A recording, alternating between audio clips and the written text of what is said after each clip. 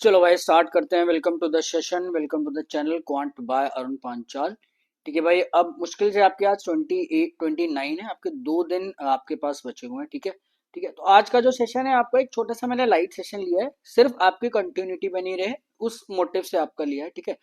तो I hope आपने सब कर लिया होगा मेरे भाई, और ज्यादा कुछ अभी 1 2 दिन में करने की जरूरत नहीं है। बस लाइट लाइट से आप खुद के एक सेल्फ सेशन रखो, है ना, ताकि क्या है 20 20 25 25 मिनट आपकी हर सेक्शन की आपकी रिवीजन हो जाए।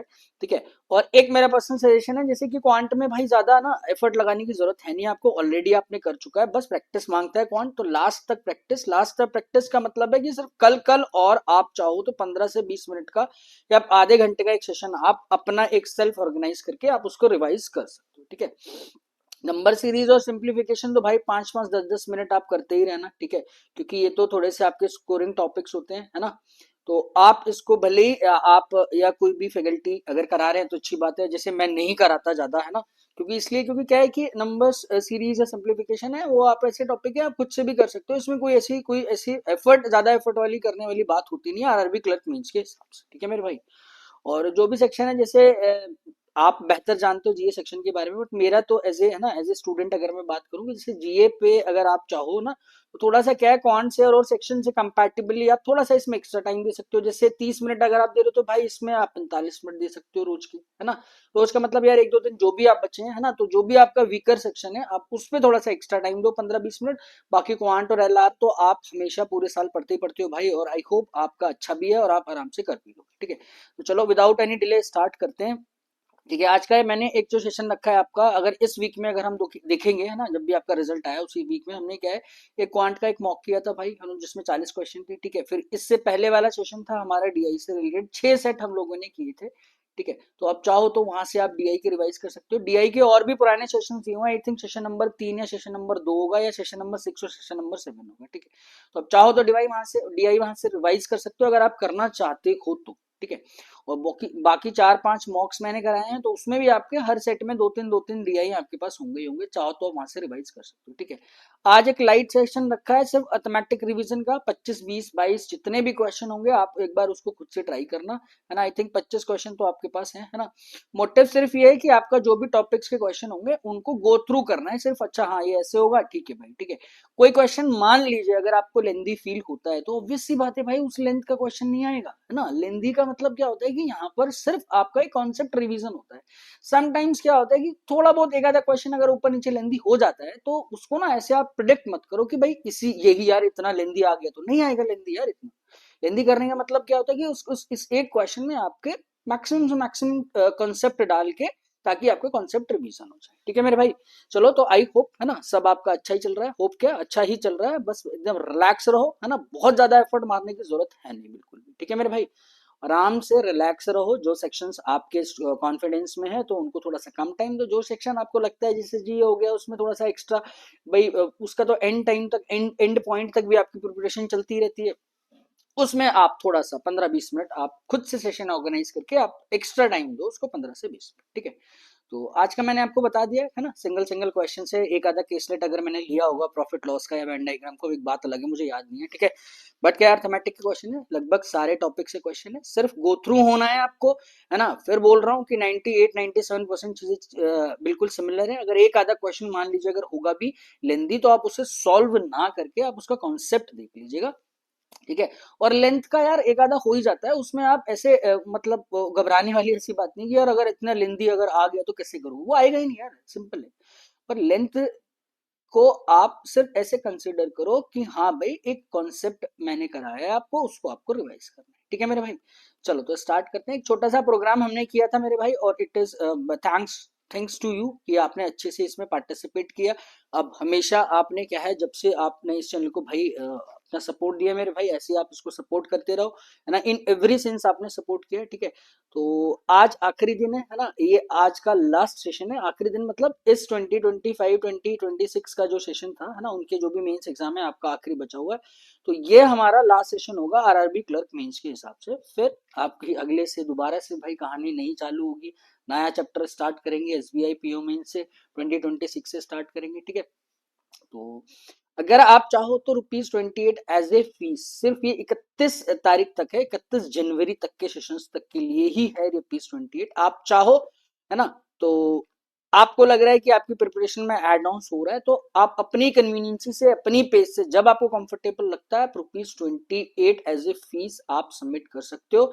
नेक्स्ट स्लाइड पे आपका क्यूआर कोड है, वहां से स्कैन कर सकते हो आप क्यूआर कोड को, या फिर आपकी जो यूपीआई आईडी है वो भी आपकी नेक्स्ट स्लाइड पे है। हालांकि मैं कमेंट्स में, आप एक बार कमेंट देख लिया करिए कि पहला हमेशा जो कमेंट होता है यूट्यूब जो चैनल आई मीन जो मेरी वीडियो है ना, जो भी वीडियो डलती है इस चैनल पे, उसके नीचे 3 कमेंट होते हैं। पहला आपके पास होता है भाई पीडीएफ का, सेकंड आपके पास क्या होता है टेलीग्राम लिंक, सो थर्ड आपके पास क्या होता है यूपीआई आईडी।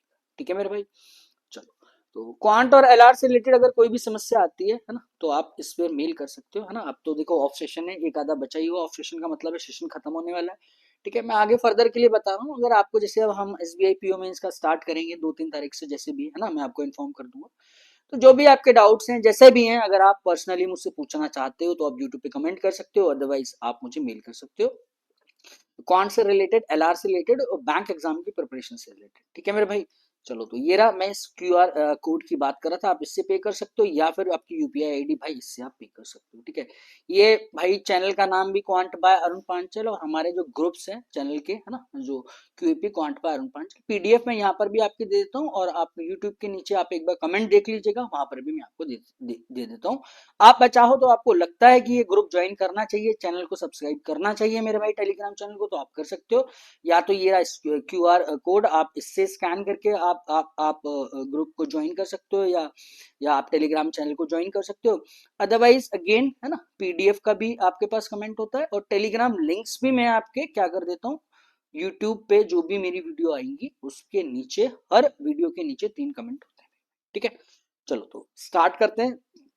थोड़ा सा कोशिश करेंगे सेशन को बहुत कम कम रखें, क्योंकि देखो स्टार्टिंग के 5-6 मिनट तो आपको थोड़ा सा सेशन के बारे में बताने में और इन्फॉर्मेशन देने में लग जाते हैं, है ना। तो बाकी है कि ज्यादा लेंथी सेशन ना हो, क्वेश्चंस को थोड़ा जल्दी करने की हम लोग कोशिश करें। ठीक है, चलो स्टार्ट करते हैं। परसेंटेज का क्वेश्चन है, starting with a very moderate question. Arun spent 25% of his income on household expenses. From the remaining part, he spent 40% of the conto book, and he spent the remaining amount in two schemes, 3:2 ratio respectively. The amounts invested in scheme P is इतना more than that of Q. Find the amount spent in scheme Q. अब आप देखो, जो भी quantity होगी और उनके पास 100% हो, उसमें से भाई इसने 25% अगर हाउस होल्ड एक्सपेंस पे आपका एक्सपेंड कर दिया, तो इसके पास बचा कितना परसेंट होगा, 75% तो बचा होगा। ठीक है, अब वो बोल रहा है उस बचे हुए में से 40% क्वांट बुक्स पे चला गया। भाई इस वाली क्वांटिटी का 40% अगर बुक्स में उसने स्पेंड कर दिया है, तो ऑब्वियस सी बात है इस वाली क्वांटिटी का 60% बचा होगा, तो 75 का 60% आपको निकालना है। 3 और 5 15 कितना हो गया भाई, 45%। ठीक है, तो ये जो 45%, अगर कंफ्यूजन है तो भाई इसको एक्स एक्स ले लो, अगर परसेंटेज में कंफ्यूजन होती है तो। ठीक है, ये 45 x रुपए इसने पी और क्यू में आपका इन्वेस्ट किया था। अब आप खुद देखो कि 3 और Q 2 की रेशो में भाई 45, 45x 3 और Q की रेशो में, 3 और 2 की रेशो में इन्वेस्ट कर रहा है पी और क्यू की स्कीम में। दोनों का डिफरेंस 11520 है, और मुझे amount of in scheme Q आपको निकालना है। तो बहुत सिंपल है ना। चाहे तो आप इसको ब्रेक कर लो, 3 और 2 की रेशो में अगर मैं 45x को करूंगा, है ना, तो 5 यूनिट देगा मुझे, ये कितनी वैल्यू देगा मेरे को, 5 का कितना टाइम्स जाएगा मेरे को, 9 टाइम्स, यानी 27x या 27% पैसा इसने लगाया होगा स्कीम पी में, और स्कीम क्यू में लगाया होगा 18x।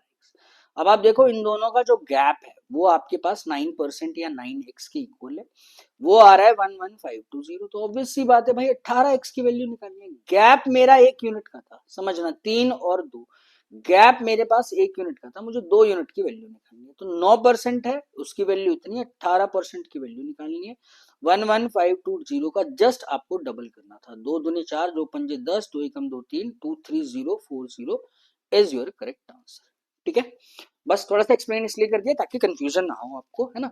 तो काम देखो किसमें कुछ भी नहीं करना था, है ना। आप अलग अलग नंबर्स ना निकाल के, है ना, पहले आप 9% निकाल लोगे, 9% की वैल्यू, फिर 100%, फिर 18%, ऐसे ना करके सिंपल रेशियो तो दिया भाई, 9x की वैल्यू आपको दी हुई है, 18x की वैल्यू आपको निकालनी थी। ठीक है, चलो आई होप ये आपको क्लियर हुआ होगा मेरे भाई। चलिए नेक्स्ट नेक्स्ट मूव कर जाइए। अब देखो हमेशा से ना मैंने आपको क्या है, बहुत सारे ऐसे क्वेश्चन कराए होंगे क्वांटिटी के, लास्ट के 2-3 सेशन में अगर आप देखोगे, है ना। उसमें क्वांटिटी कंपैरिजन में आपके वेरिएबल से आपको डील करना पड़ता है ना। तो ये आपका एक्चुअल ट्रेंड है ना, 2-3 साल से आपके एक दो क्वेश्चंस आपके हर एग्जाम में मिलते हैं। क्वेश्चन इजी है बट वेरिएबल्स में आंसर्स आएंगे, उनको कंपेयर करना पड़ता है, ठीक है। एक वेसल है 144 ml mixture of milk and water in which water is 20% as that of milk. Simple है, मिल्क और वाटर का रेशो ये अगर 5 यूनिट है, इसका 20% यानी ये 144 है ना। 144 में अगर आप इनिशियल क्वांटिटी निकालोगे तो 144 को डिवाइड बाय 6 करूंगा भाई, 6 दूनी 12 है ना, और 6 6 6 6 6 6 चौक 24 यानी 24, 24 × 5 120 ml तो मेरे पास मिल्क होगा और 24 ml क्या होगा, वाटर होगा। ये इनिशियल क्वांटिटी है।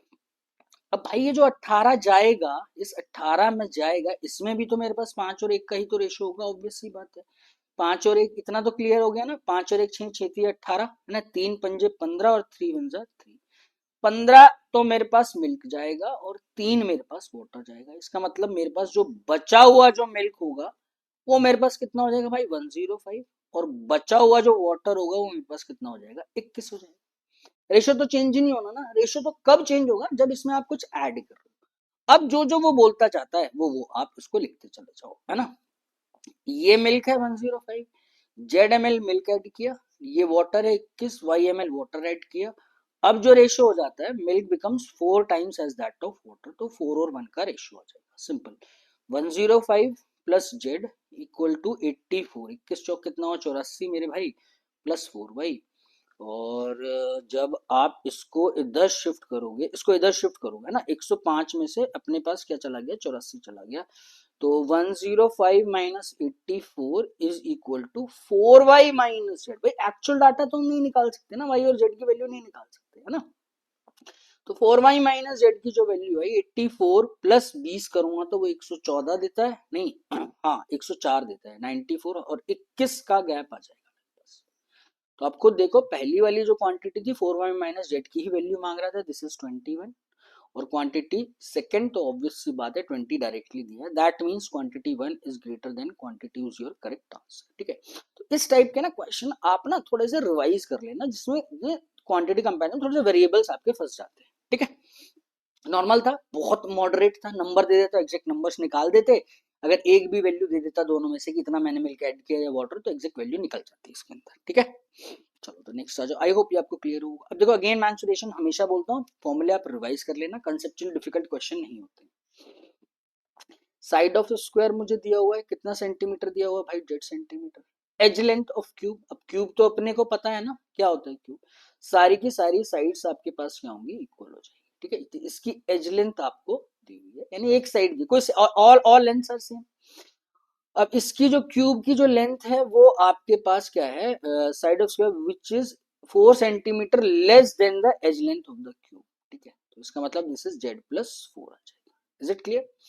such that the area of square is 11.11% as that of the literal surface area of the cube। अब 11.11% कितना होता है, दिस इज 1/9, है ना। मुझे ये पता चल गया कि 1/9 यानी 9 और 1 की रेशियो में मेरे पास क्या हुआ, this is the literal surface area of cube और this is the area of square, ठीक है। तो डेफिनेशन लिटरल की पता होगी भाई, टॉप वाला और बॉटम वाला पोर्शन में छोड़ दूंगा। 6 स्क्वायर से बनता है मेरे पास क्यूब, है ना, 1 2 3 4 5 एंड 6, जिसमें से आप 2 घटा दोगे तो 4 स्क्वायर्स मेरे पास बचते हैं।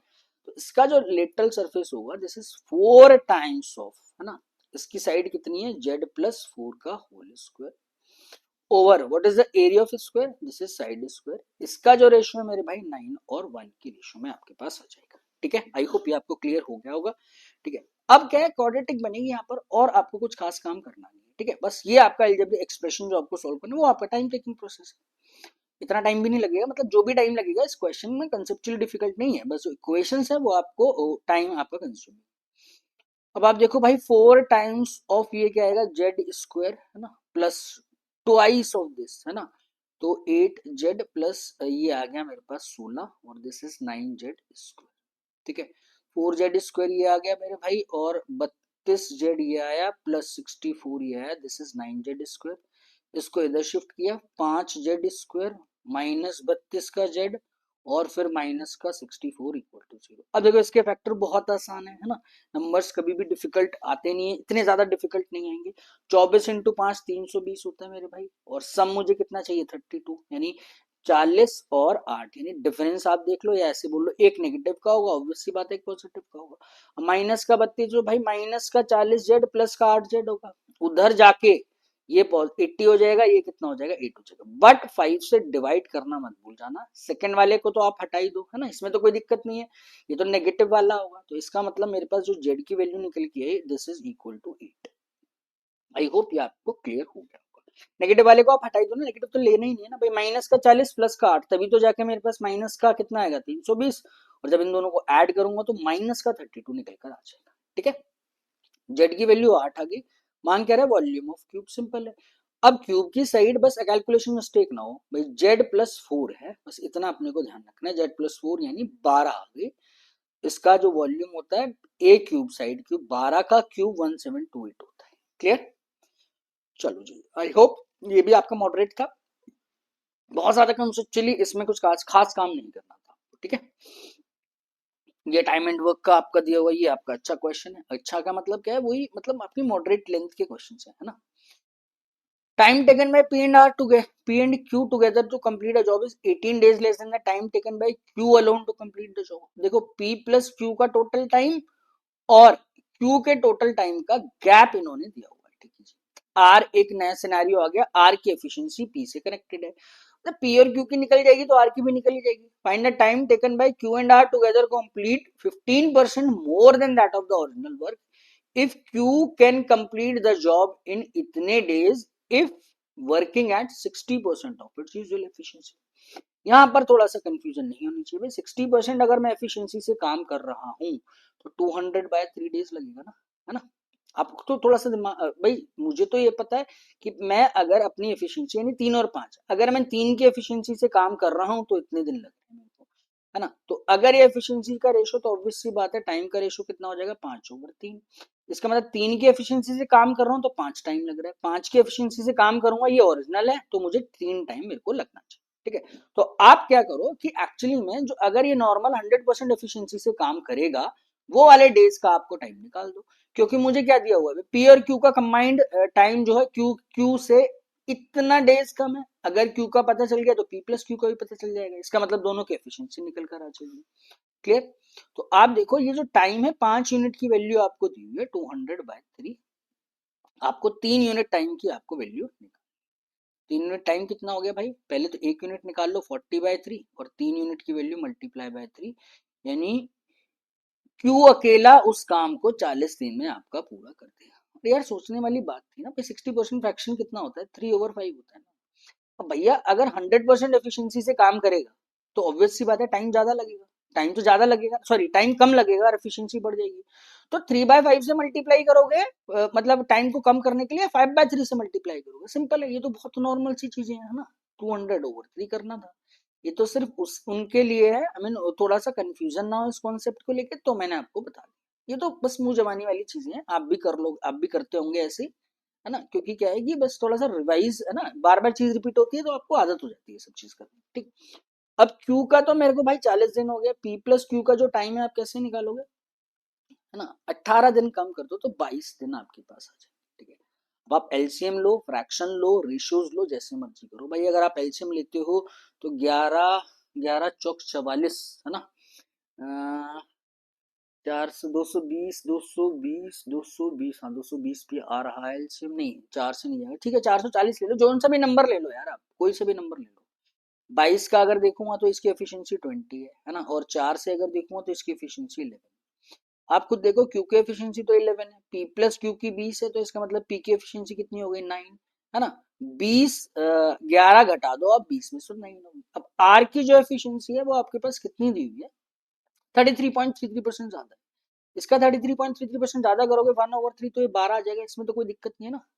4/3 निकालना है इसका, 3 4 जा कितना हो गया 12। अब आप देखो टोटल काम था 140, 115% निकालना है इसका भाई, 15% ज्यादा काम करवाना है इनसे। किससे कराना है, पी और क्यू से, है ना, सॉरी पी और क्यू से नहीं कराना है, एक बार देख लो किससे कराना है, फाइंड क्यू एंड आर से आपको कराना है भाई। ये 11 +12, ये कितना हो जाएगा मेरे पास 23। ठीक है, अब देखो 23 का कौन सा मल्टीपल है, 5 मल्टीपल हो गया, यानी 440 का आपको 5% निकालना था, है ना। बस वे ऑफ कैलकुलेशन जैसे आपको कंफर्टेबल लगता है वैसे कर लो। 10% भैया 44, इसका आधा करोगे कितना आ जाएगा, 22 डेज में आपका टास्क फिनिश हो जाएगा। ठीक है, आई होप ये आपको क्लियर हो गया होगा मेरे भाई, कोई दिक्कत नहीं आई होगी। ठीक, चलो जी, इतना लिखने की जरूरत नहीं है इसके अंदर, है ना। बिल्कुल जैसे मैंने बताया भाई, ठीक 60% है, 3 और 5 फ्रैक्शन है, टाइम बढ़ेगा घटेगा भाई, एफिशिएंसी बढ़ेगी तो टाइम घटेगा, 20 और 3 खत्म कहानी, है ना। यहीं से आप रेशो निकाल लेते भाई। Actually this is the game of ratio ना, 11/20 सी तो करोगे आप, है ना, तो उसे आप मल्टीप्लाई कर दोगे एफिशिएंसी, इसका इनवर्स कर दोगे तो एफिशिएंसी का रेशो आ जाएगा आपके पास। ठीक है, चलो अभी आपका प्रॉफिट एंड लॉस का क्वेश्चन है भाई। ये आपका अगेन थोड़ा सा वेरिएबल्स दे दिया, डायरेक्ट नंबर्स ना देके तो वेरिएबल्स में आप इसका आंसर निकाल दीजिए। ठीक, article P sold after a discount of इतना, दस द गेन इज y%। ठीक है जी, एक इनिशियल इसने कंडीशन है कि उसको भाई मैंने इतने डिस्काउंट पे बेचा है। If the selling price of the article is increased by इतना, दस गेन इज इतना। अगर आप सेलिंग प्राइस को बढ़ा देते हो तो 50% प्रॉफिट है, अगर, बट इनिशियल जो होगा वो आपके पास 50% प्रॉफिट नहीं होगा। ठीक है, is it clear. Find the mark price of the article, the cost price is 960। भाई कॉस्ट प्राइस तो चेंज नहीं है ना, आप देखो ये 960 था, बढ़ा रहा हूं जब कॉस्ट प्राइस को, सॉरी सेलिंग प्राइस को मैंने बढ़ा दिया, तब जाके 50% प्रॉफिट हुआ। इसका मतलब ये जो जो मेरे पास निकल कर आएगा, इसका 90 96 का, इसका 50% यानी 48, 8 से 14 9 से 20, 1440 हो जाएगा। ठीक है, ये है मेरे पास increased selling price, this is your increased selling price. Clear है। इसका ओरिजिनल सेलिंग प्राइस कितना होगा भाई, आपने कितना बढ़ाया था, 640 minus, that means this is your actual selling price. ये आ गया एक्चुअल सेलिंग प्राइस। डिस्काउंट कितने का दिया है आपने, 2z-40। तो भैया सेलिंग प्राइस में अगर आप डिस्काउंट ऐड कर देते हो तो वो तो आपके पास एमआरपी निकल कर आ जाएगा, है ना। बस कंफ्यूजन आपको इसमें है कि आप क्या ऐड कर रहे हो क्या सब्ट्रैक्ट कर रहे हो, उसमें आप गड़बड़ ना कर देना, है ना। बहुत नॉर्मल से मेथड से किया, दोबारा बताता हूँ भाई। ये सीपी था, मैंने 50 बढ़ाया, ये मेरे पास आ गया भाई selling price, but this is not your actual, this is the increased selling price. तो भैया इसमें से घटा दो कितना बढ़ाया था, तो ये मेरे पास एक्चुअल सेलिंग प्राइस आ गया। अब इसमें डिस्काउंट अगर आप ऐड कर दोगे तो वो मेरे पास एमआरपी निकल कर आ जाएगा। ठीक है, तो 1440 में से 640 चला गया मेरे पास भाई, कितना हो जाएगा मेरे पास, 8 और 14 800, तो ये हो गया, this is 800 plus Z plus 2z minus 80, यानी 720 plus 3z is your correct answer. ठीक है, आई होप आपको क्लियर हुआ होगा। ठीक है, थोड़ा सा ध्यान रखना आप कि क्या ऐड कर रहे हो क्या सब्ट्रैक्ट कर रहे हो इसके अंदर। ठीक है, चलो भाई नेक्स्ट आओ, नेक्स्ट क्या बोल रहे हो। अगेन आपका ये इंटरेस्ट कैलकुलेशन का क्वेश्चन है मेरे भाई, है ना।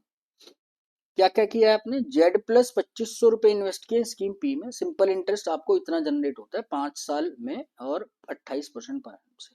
अब देखो इन्वेस्टमेंट भी जेड में है, सिंपल इंटरेस्ट जो जनरेट हुआ that is again in same variable, तो भाई आराम से मेरे पास जेड की वैल्यू निकल कर आ जाएगी। ठीक है, इतना पैसा लगाया है स्कीम क्यू में, सिंपल इंटरेस्ट एट रुपी, सिंपल इंटरेस्ट इतना है 6 साल का 20%। ठीक है, अगर जेड निकल गया तो कुछ भी आप निकाल लो, डिफरेंस ऑफ इंटरेस्ट निकालना है स्कीम पी और स्कीम क्यू। सबसे पहले आप स्कीम पी पे आओ जो इनिशियल दिया हो, मैंने लगाया जेड प्लस 2500 रुपए। ठीक है, कितना परसेंट है, 28%। कितने साल के लिए लगाया भाई, 5 साल के लिए। ये मेरे पास इंटरेस्ट जनरेट होता है 1.5 जेड प्लस 3300, इसमें तो कोई आपत्ति नहीं है ना। 28 का 5 करूंगा तो 140% यानी 1.4 टाइम्स आएगा, है ना। तो दिस इज जेड प्लस 2500 की मल्टीप्लीकेशन 1.4 से, this portion is equal to 1.5 Z plus 3300 आ जाएगा। तो भाई ये तो 1.4 जेड ही आएगा, और 25 तो 25 चौक 100 यानी this is 3500, 1.5 Z plus 3300। Clear, इसको इधर शिफ्ट किया तो भाई 0.1 जेड की वैल्यू 200 आ गई, तो जेड की जो वैल्यू निकल कर आएगी मेरे पास, this is equal to 2000। Clear है। अब आप स्कीम पी से इंटरेस्ट आप देखो कितना जनरेट हुआ है भाई, 1.5 टाइम्स ऑफ 2000 प्लस 3300, भैया 3000 तो ये हो गया, है ना, और प्लस 3300 ये हो गया। तो पहली स्कीम से जो जनरेट हुआ 3600, ये इंटरेस्ट जनरेट हुआ। स्कीम क्यू का आप इंटरेस्ट निकाल दो, है ना। स्कीम क्यू में कितना इन्वेस्टमेंट है, ट्वाइस ऑफ 2000 माइनस 500 रुपए, ठीक है। इसका आपको कितना परसेंट है, 6 साल के लिए 20% के हिसाब से आपको निकालना है। भाई 120% निकालना है ना 3500 का, इतना ही तो काम करना है भाई। 3500 का 100% तो 3500 होता ही होता है। इसका 20% आप ले लो, इसका 20% कितना होता है 700, है ना। तो इसका मतलब 4200 आपका इंटरेस्ट जनरेट हुआ होगा स्कीम क्यू से। गैप मांग रहा है 3600 और 4200 का 20 ऐड किया और एक ऐड किया, this is 2100 is your correct answer. I hope ये आपको क्लियर हो।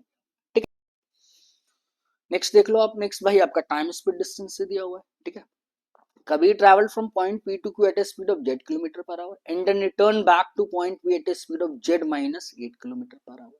ठीक है, his overall journey average speed of his overall journey is 0.5 z। अब भाई यहाँ पे आपको आपको जो जनरल फॉर्मूला है वो तो आपको स्पीड का पता होना चाहिए ना भाई। पी से क्यू गया, एवरेज स्पीड इतनी है, वापस आ रहा हूँ, this is basic concept of average speed. भाई एवरेज स्पीड अगर मैं ए से जा रहा हूँ, बी से वापस आ रहा हूँ, तो आपको पता होना चाहिए ना एवरेज स्पीड आप कैसे निकालते हो। ऐसी तो निकलेगी 2ab ओवर ए प्लस बी, ये आपको डायरेक्ट यूज करना है ना रिजल्ट। ठीक है, 2ab ओवर ए प्लस बी, ऐसी तो आप निकालोगे भाई एवरेज स्पीड, आप यहाँ पे डायरेक्ट यूज करोगे। अब मेरी एवरेज स्पीड क्या है भाई, एक कोई भी स्पीड यानी ट्वाइस ऑफ दो स्पीड का मल्टीप्लीकेशन ओवर ए प्लस बी आपके पास आना चाहिए। This is actually your average speed formula, आप जिसको बोलते हो। ठीक है, तो एवरेज स्पीड आप निकालो, दिस इज ट्वाइस ऑफ, एक स्पीड जेड है और एक स्पीड मेरे पास कितनी है भाई, जेड माइनस 8, है ना। हाँ, जेड माइनस 8 ओवर इन दोनों स्पीड का सम। देखो जेड प्लस जेड माइनस 8, ये मुझे जो दिया हुआ है दिस इज 0.5 जेड का मतलब कितना हो गया, जेड ओवर 2 हो जाएगा। ठीक है, तो जेड से जेड तो सबसे पहले आप ये कैंसिल आउट करो। ठीक है, और आप यहाँ देखोगे, देखो ये मेरे पास 2 दिया हुआ है ना, चलो मैं लिख देता हूँ, this is twice of Z minus 8। नीचे कितना आएगा 2z माइनस 8, ये वाला पोर्शन कितना आएगा 2z माइनस 8 मेरे पास आ जाएगा। ठीक है, तो मैं क्या कर सकता हूँ, दो कॉमन ले सकता हूँ, यहाँ पे मैंने किया this is z minus 4 over ये वाली जो वैल्यू है दिस इज अगेन 1 ओवर 2। तो भैया 2 से 2 फिर कैंसिल आउट हुआ, this is 2z minus 16 equal to z minus 4। ठीक है, तो z इज इक्वल टू 12 मेरे पास निकल कर आ जाए। क्या ये वाली कहानी क्लियर होती है, सिंपल है। तो कहने का मतलब इसका क्या है कि जब ये जा रहा है तो 12 की स्पीड से, आ रहा है तो ये आपकी 4 की स्पीड से आ गया। ठीक है, अब मांग कह रहा है if it take 24 hours to cover a distance Q P, भाई क्यू से लेकर पी तक इसको 24 घंटे लगते हैं, तो क्यू से लेकर पी तक इसकी स्पीड 4 है, 24 घंटे ले रहा है, भाई 24 चौक कितना हो जाएगा 96, है ना। टोटल डिस्टेंस है, बट ध्यान रखना टोटल डिस्टेंस मेरे पास ना 96 मत कर देना, इसका डबल करूंगा भाई। एक बार पी से क्यू तक गया, फिर क्यू से पी तक वापस आया, 96 इंटू 2 कितना हो जाएगा 192 इज योर करेक्ट। ठीक है ना भाई, एवरेज स्पीड का कॉन्सेप्ट क्लियर है ना, समझ रहे हो। भाई एवरेज स्पीड कैसे निकलती है भाई, total distance upon total time, ऐसी तो निकालते हो आप भाई, total distance upon total time, this is called average speed. ठीक है, चलो तो मेरे भाई आई होप ये भी आपको क्लियर हुआ होगा। देखो ये छोटे छोटे डायरेक्ट रिजल्ट्स हैं, बार बार जब इसको सॉल्व करोगे ना 2ab और a प्लस बी, है ना, ऐसे तो 4 बार अगर एवरेज स्पीड आ जाएगी तो फिर तो आप उसका कोई फॉर्मूला नहीं होता, बट ये बेसिक डेफिनेशन ऑफ एवरेज है ना, एवरेज स्पीड का आप इसको ऐसे निकाल सकते हो। ठीक है, चलो तो मेरे भाई नेक्स्ट आ जाओ, है ना। Again that is a question from आपका टाइम स्पीड डिस्टेंस, है ना, आपका एवरेज वो है आपका downstream upstream. Downstream distance traveled by boat P in Z hours is 50%. अच्छा, 50% of the upstream distance traveled by boat Q in Z plus 10 hours. ठीक है, time taken by boat Q to travel 360 km downstream is m hours, and the speed of stream for each boat is 6 km per hour, and the downstream speed of boat P is same as still water speed of boat Q, which is y. Find the value of। अब आप देखो, है ना, एक तो देखो मुझे gap दिया हुआ ना भाई, इस वाले टाइम ये जेड आवर्स में जो भी है downstream distance travelled by boat P in Z hours is 50% of the upstream distance travelled by boat P in Z plus 10 hours. आप मेरे भाई ना एक थोड़ा सा आप कर लेना इसमें ना, मैं एक टर्म लिखना भूल गया। Downstream distance travelled by boat P वो 90 किलोमीटर आपको दिया हुआ है। ठीक है, मैं एक बार चेक कर लेता हूँ दोबारा से क्वेश्चन, है ना कुछ इसमें मिस है, आई थिंक जितना मुझे याद है वो 90 ही होगा। एक मिनट रुक जाओ। कहाँ गया, ये रहा। हाँ। एक भाई छोटी सी टाइपिंग मिस्टेक है ना। आप इससे क्या करो कि पी ने 90 किलोमीटर का ना, ये 90 किलोमीटर दिया हुआ है कि downstream distance travelled by boat P is 90 kilometre which is 50% of the upstream distance travelled by boat. P ने किया 90 किलोमीटर जो है डाउनस्ट्रीम स्पीड से, ठीक है। क्यू ने कितना किया हुआ है, 50% है, is 50% of upstream distance travelled by Q. ये वाला डिस्टेंस 50% है, यानी क्यू ने फिर क्या किया हुआ है, 180 किलोमीटर किया है आपका, है ना। और ये इसने किया है भाई अप स्ट्रीम स्पीड से आपका ये वाला किया। ये वाली कहानी क्लियर होती है। तो अब आप देखो कि एक कंडीशन देखो, एक वेरिएबल है मुझे वाई, मुझे सिर्फ एक वेरिएबल दिया हुआ है, इसमें आप ये चेंज कर लीजिएगा, 90 किलोमीटर वो है तो ये कितना आ जाएगा 180 किलोमीटर, ठीक है। अब आप देखो कि स्पीड ऑफ स्ट्रीम तो मेरे पास 6 ही है। एक कंडीशन है downstream speed of boat P is same as speed of boat in still water. तो मैं बोल सकता हूँ कि speed of boat in still water P का पी मान लो भैया, क्यू का क्यू मान लो, और स्ट्रीम की स्पीड दोनों के लिए तो 6 दी हुई है। एक कंडीशन क्या है, पी प्लस 6, ये क्या दिया हुआ है आपको, this is the downstream speed of boat P, है ना। ये जो बराबर है is equal to still water speed of boat Q which is equal to Y. तो क्यू की जगह आप इसको क्या लिखोगे, दिस इज वाई, सिंपल है। पर downstream speed p plus 6 is equal to Y, ये मेरे पास एक कंडीशन थी, या आप इसको ऐसे लिख लो p is equal to Y minus 6, आपकी चॉइस है। अब देखो 90 किलोमीटर का जो डिस्टेंस है वो डाउनस्ट्रीम स्पीड से किया है वोट पी ने, तो downstream speed of vote P ये तो हमने वाई लिख दिया, दिस इज वाई, है ना। एक टाइम और है आपके पास 180 का upstream, upstream of distance travelled by boat Q. Bye boat Q की अपस्ट्रीम स्पीड क्या होगी आप खुद सोचो, बोट क्यू की अपस्ट्रीम स्पीड क्या होगी भाई, ये तो स्टिल वाटर स्पीड है इसकी भाई, है ना। इसमें से अगर मैं 6 घटा दूंगा तो ये मेरे पास डाउन स्ट्रीम स्पीड आ जाएगी, कौन सी वाली बोट की आ जाएगी, बोट क्यू की मेरे पास निकल कर आ जाएगी। क्लियर होती है कहानी। तो बस इन दोनों का गैप है, देखो जेड प्लस 10 ये दिया हुआ है, जेड ये, अगर दोनों के टाइम का सब्ट्रैक्ट करोगे तो हमारे पास 10 आवर्स निकल कर आ जाएगा, दिस इज 180 ओवर। ये आपने को ध्यान रखना है, ये स्टिल वाटर स्पीड इसकी वाई है ना, उसमें से अपस्ट्रीम स्पीड करोगे तो 6 घटा दोगे, इन दोनों का गैप आपको 10 दिया हुआ था। क्या ये कहानी क्लियर होती है ना, ये तो कैंसिल आउट कर दो आप, ठीक है। दोबारा बता रहा हूँ, ये 90 किलोमीटर आप ऐड कर लेना मेरे भाई, ठीक। तो जैसे मर्जी आप सॉल्व करो, है ना। 18y तो ये भी तो कैंसिल आउट हो गया, 18y तो ये हो गया, बस कैलकुलेशन कर रहा हूँ, 18y माइनस का कितना आ जाएगा मेरे पास 9y plus 54, 54 is equal to, ये y माइनस 6 है, y से जब सॉल्व करूंगा तो this is Y square minus 6y आएगा, और मेरे पास एक इक्वेशन बन गई, देखो वाई स्क्वायर 18 और 9 गैप कितना है 9y, इधर क्या आएगा माइनस का 9 और 6 15y और माइनस का 54 मेरे पास निकल कर आ जाएगा। क्या ये कहानी क्लियर होती है। सिर्फ कैलकुलेशन किया मैंने, इस वाले पोर्शन को सिर्फ सॉल्व किया।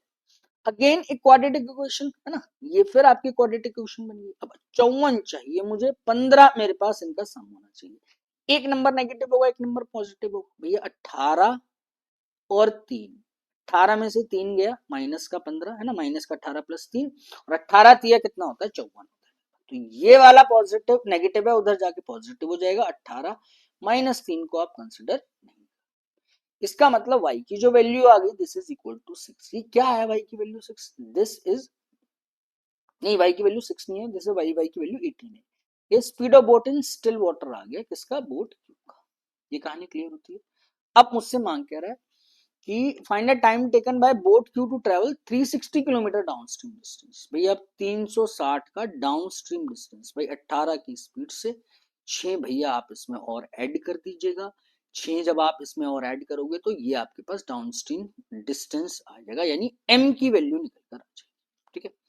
तो ये आ जाएगा 360 ओवर 24, है ना, तो 12 3 36, 12 दोनों 24, कैंसिल आउट, 15 आ जाएगी m की वैल्यू, 15 m की वैल्यू आ जाएगी। इसने ऑप्शंस जो दिए हैं वो जेड में दिए हैं, अब आपको जेड की वैल्यू भी निकालनी पड़ेगी। जेड क्या है, 90 किलोमीटर का डाउनस्ट्रीम डिस्टेंस, है ना, यानी p प्लस 6, अगेन वो किसके इक्वल है, y के। y की वैल्यू आपको 18 है, यानी जेड की वैल्यू आपको 5 है।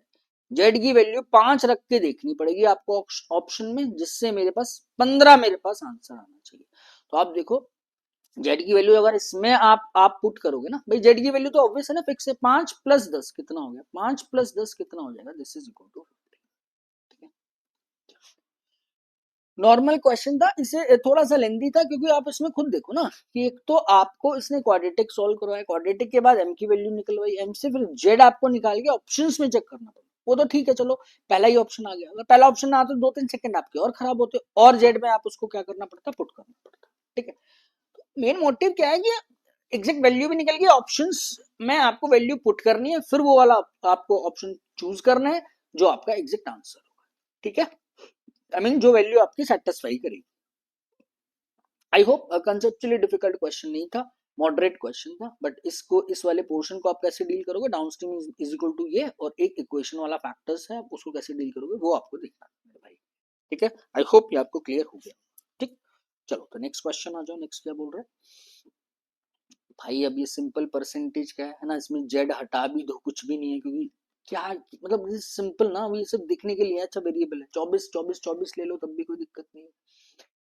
Each employ like either coffee और टी, है ना, बट ये ध्यान रखना एक कंपनी में 24 जेड या 24 एम्प्लॉय ले लो, जैसे मर्जी आप ले लो, है ना। ईच एम्प्लॉय आइदर कॉफी और T, number of male who like T and coffee, है ना भाई। अब मुझे इतना नहीं पता एग्जैक्टली या तो वो, है ना, मतलब इसमें क्या है कि दोनों, कोई भी एक ऐसा एम्प्लॉय नहीं है जो आपका या तो टी, मतलब दोनों प्रोडक्ट कोई भी आपका लाइक नहीं करेगा ना, ये दोनों बेवरेजेस भाई। और हर एम्प्लॉय आपका टी या कॉफी में से एक प्रोडक्ट को चूज करेगा, ठीक है। तो सिंपल हुआ भाई, मेल होगा ये फीमेल होगा, इसमें से मेरे पास टी वाले होंगे, कॉफी वाले होंगे, टी वाले होंगे और कॉफी। टोटल इन दोनों का सम आप 24 लो, 24 जेड लो, कोई फर्क नहीं पड़ता, ठीक है।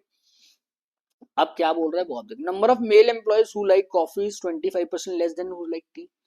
मेल हु लाइक कॉफी 25% कम है टी वालों से, तो भैया ऐसे 4x मान लो, इसको आप 3x मान लो, इसमें तो कोई आपत्ति नहीं है, ठीक है जी। नंबर ऑफ फीमेल, भाई इसका 25% कम कर दिया तो ये आ गया, the number of female like female employee who like tea is 1/3 as that of male, यानी 1/3 एज दैट ऑफ मेल, जो फीमेल टी वाले हैं वो 1/3 है, फीमेल टी वो 1/3 है मेल टी का, टोटल का मत कर देना इसको, ये ध्यान रखना, एज दैट ऑफ लिखा हुआ है ना, ठीक है, एज दैट ऑफ मेल। तो भैया जो टी वाले होंगे फीमेल 4x/3 आ जाएगा मेरे पास, ठीक है। Respective ratio male and female who like coffee, भैया मेल और female who like coffee, male coffee और फीमेल कॉफी, 3-5, अगर ये 3x मैंने माना है तो भाई 5x आ जाएगा, ठीक है जी। अब आप खुद देखो, ये सब रेशियो में तो डिवाइड हो रहा है, और क्या हो रहा है, इन सबका जो सम निकल कर आएगा वो तो 24 के इक्वल होगा ना। निकालना क्या है, number of employees, mail employees, यानी 4 और 3 7x की आपको वैल्यू निकाल, ठीक है। 7x ले लो, 7z ले लो, जो मर्जी ले लो, दैट इज योर चॉइस। भैया टोटल एम्प्लॉयज कर लो, 24 कर लो, 24z कर लो, 4 और 3 कितना हुआ, 7x, तो यहाँ से आगे टोटल मेल प्लस, और ये कितना होगा, 5×3 = 15, 4 19x/3, 5×3 = 15, 4 19x/3, 7 कितना हुआ भाई, 21x plus 19x/3 is equal to 24। ये कहानी क्लियर होती है। तो 19 + 21 कितना हुआ भाई, 40x/3 is equal to 24। x की वैल्यू आप निकाल लो, चाहो तो है ना बाद में कैलकुलेट कर लेना सारा वैल्यू, पहले आप इसको एक बार शिफ्ट कर दो, 24 × 3/40, ये आई x की वैल्यू। टोटल मेल मांग रहा है, टोटल मेल मतलब 4x + 3x multiply it by 7, ठीक है ना। x इसलिए ले लेता हूँ कंफ्यूजन ना हो, चाहो तो भाई रेशियो से कर लो, जैसे मर्जी कर लो, आपकी चॉइस है, ठीक है। कोई बहुत ज्यादा डिफिकल्ट वाले क्वेश्चन ऐसे है नहीं, बताने का मोटिव सिर्फ ये रहता है कि किसी स्टूडेंट को कभी कोई कंफ्यूजन हो भाई रेशियो डायरेक्ट कैसे कर दिया, इसलिए मैं आपको बता देता हूँ। अब 8 का 3 टाइम्स ये कितना आएगा भाई, 8 का 5 टाइम्स, है ना, तो 9×7 = 63, नहीं 9×7 = 63, हाँ 7×21 = 63, 3×3 = 9 × 7 63, 63 को 5 से आपको डिवाइड करना है, ये एक्चुअली 63z है ना, जैसे मर्जी आप करो। 5 का कितना टाइम्स आएगा भाई, 5 का 12, 12 का 60%, भाई 12×5 = 60, 3/5 60%, 12.6 इज योर करेक्ट आंसर, ठीक है। नॉर्मल क्वेश्चन था, रेशो का नॉर्मल सा क्वेश्चन है आपके पास, ठीक है मेरे भाई। चलो नेक्स्ट आ जाओ। अब ये आपका कंपाउंड इंटरेस्ट का क्वेश्चन है, ठीक है, पहले आपका जो था वो आपका सीआई का आई थिंक एसआई का दिया हुआ था। ठीक है, चलो सर्टेन सम इन्वेस्टेड एट इतना percent per annum under compound interest amounts to A after T years and amounts to rupees इतना आफ्टर टी प्लस 2 years। ठीक है, यहाँ देखो आपको कंपाउंड इंटरेस्ट की डेफिनेशन रिवाइज कराई, डेफिनेशन रिवाइज कराई। भाई सिंपल इंटरेस्ट क्या होता है, हर साल कांस्टेंट रहता है ना। और मैं बोल सकता हूँ कंपाउंड इंटरेस्ट में ऑब्वियस सी बात है कि मान लो भाई मेरा जिस परसेंटेज से इंटरेस्ट बढ़ा है ना, परसेंटेज से इंटरेस्ट बढ़ा है, उसी सेम परसेंटेज से अगले साल भी इंटरेस्ट बढ़ेगा, यानी ये वाला बेस हो जाएगा। या फिर interest and interest on interest का मतलब यही तो होता है ना कि भाई ये 100x है, इस पे मैंने 10% कैलकुलेट किया, तो ये हो गया 110। अब 110 पे फिर आप यहाँ पर 10% कैलकुलेट करो। ठीक है, this is the definition of compound interest. अब आप खुद समझो, कोई भी पैसा था आपके पास, समझना कोई भी पैसा था, वो टी इयर्स में टोटल प्रिंसिपल प्लस इंटरेस्ट आपको दिया हुआ है ना, कितना हो जाता है, रुपीज ए हो जाता है।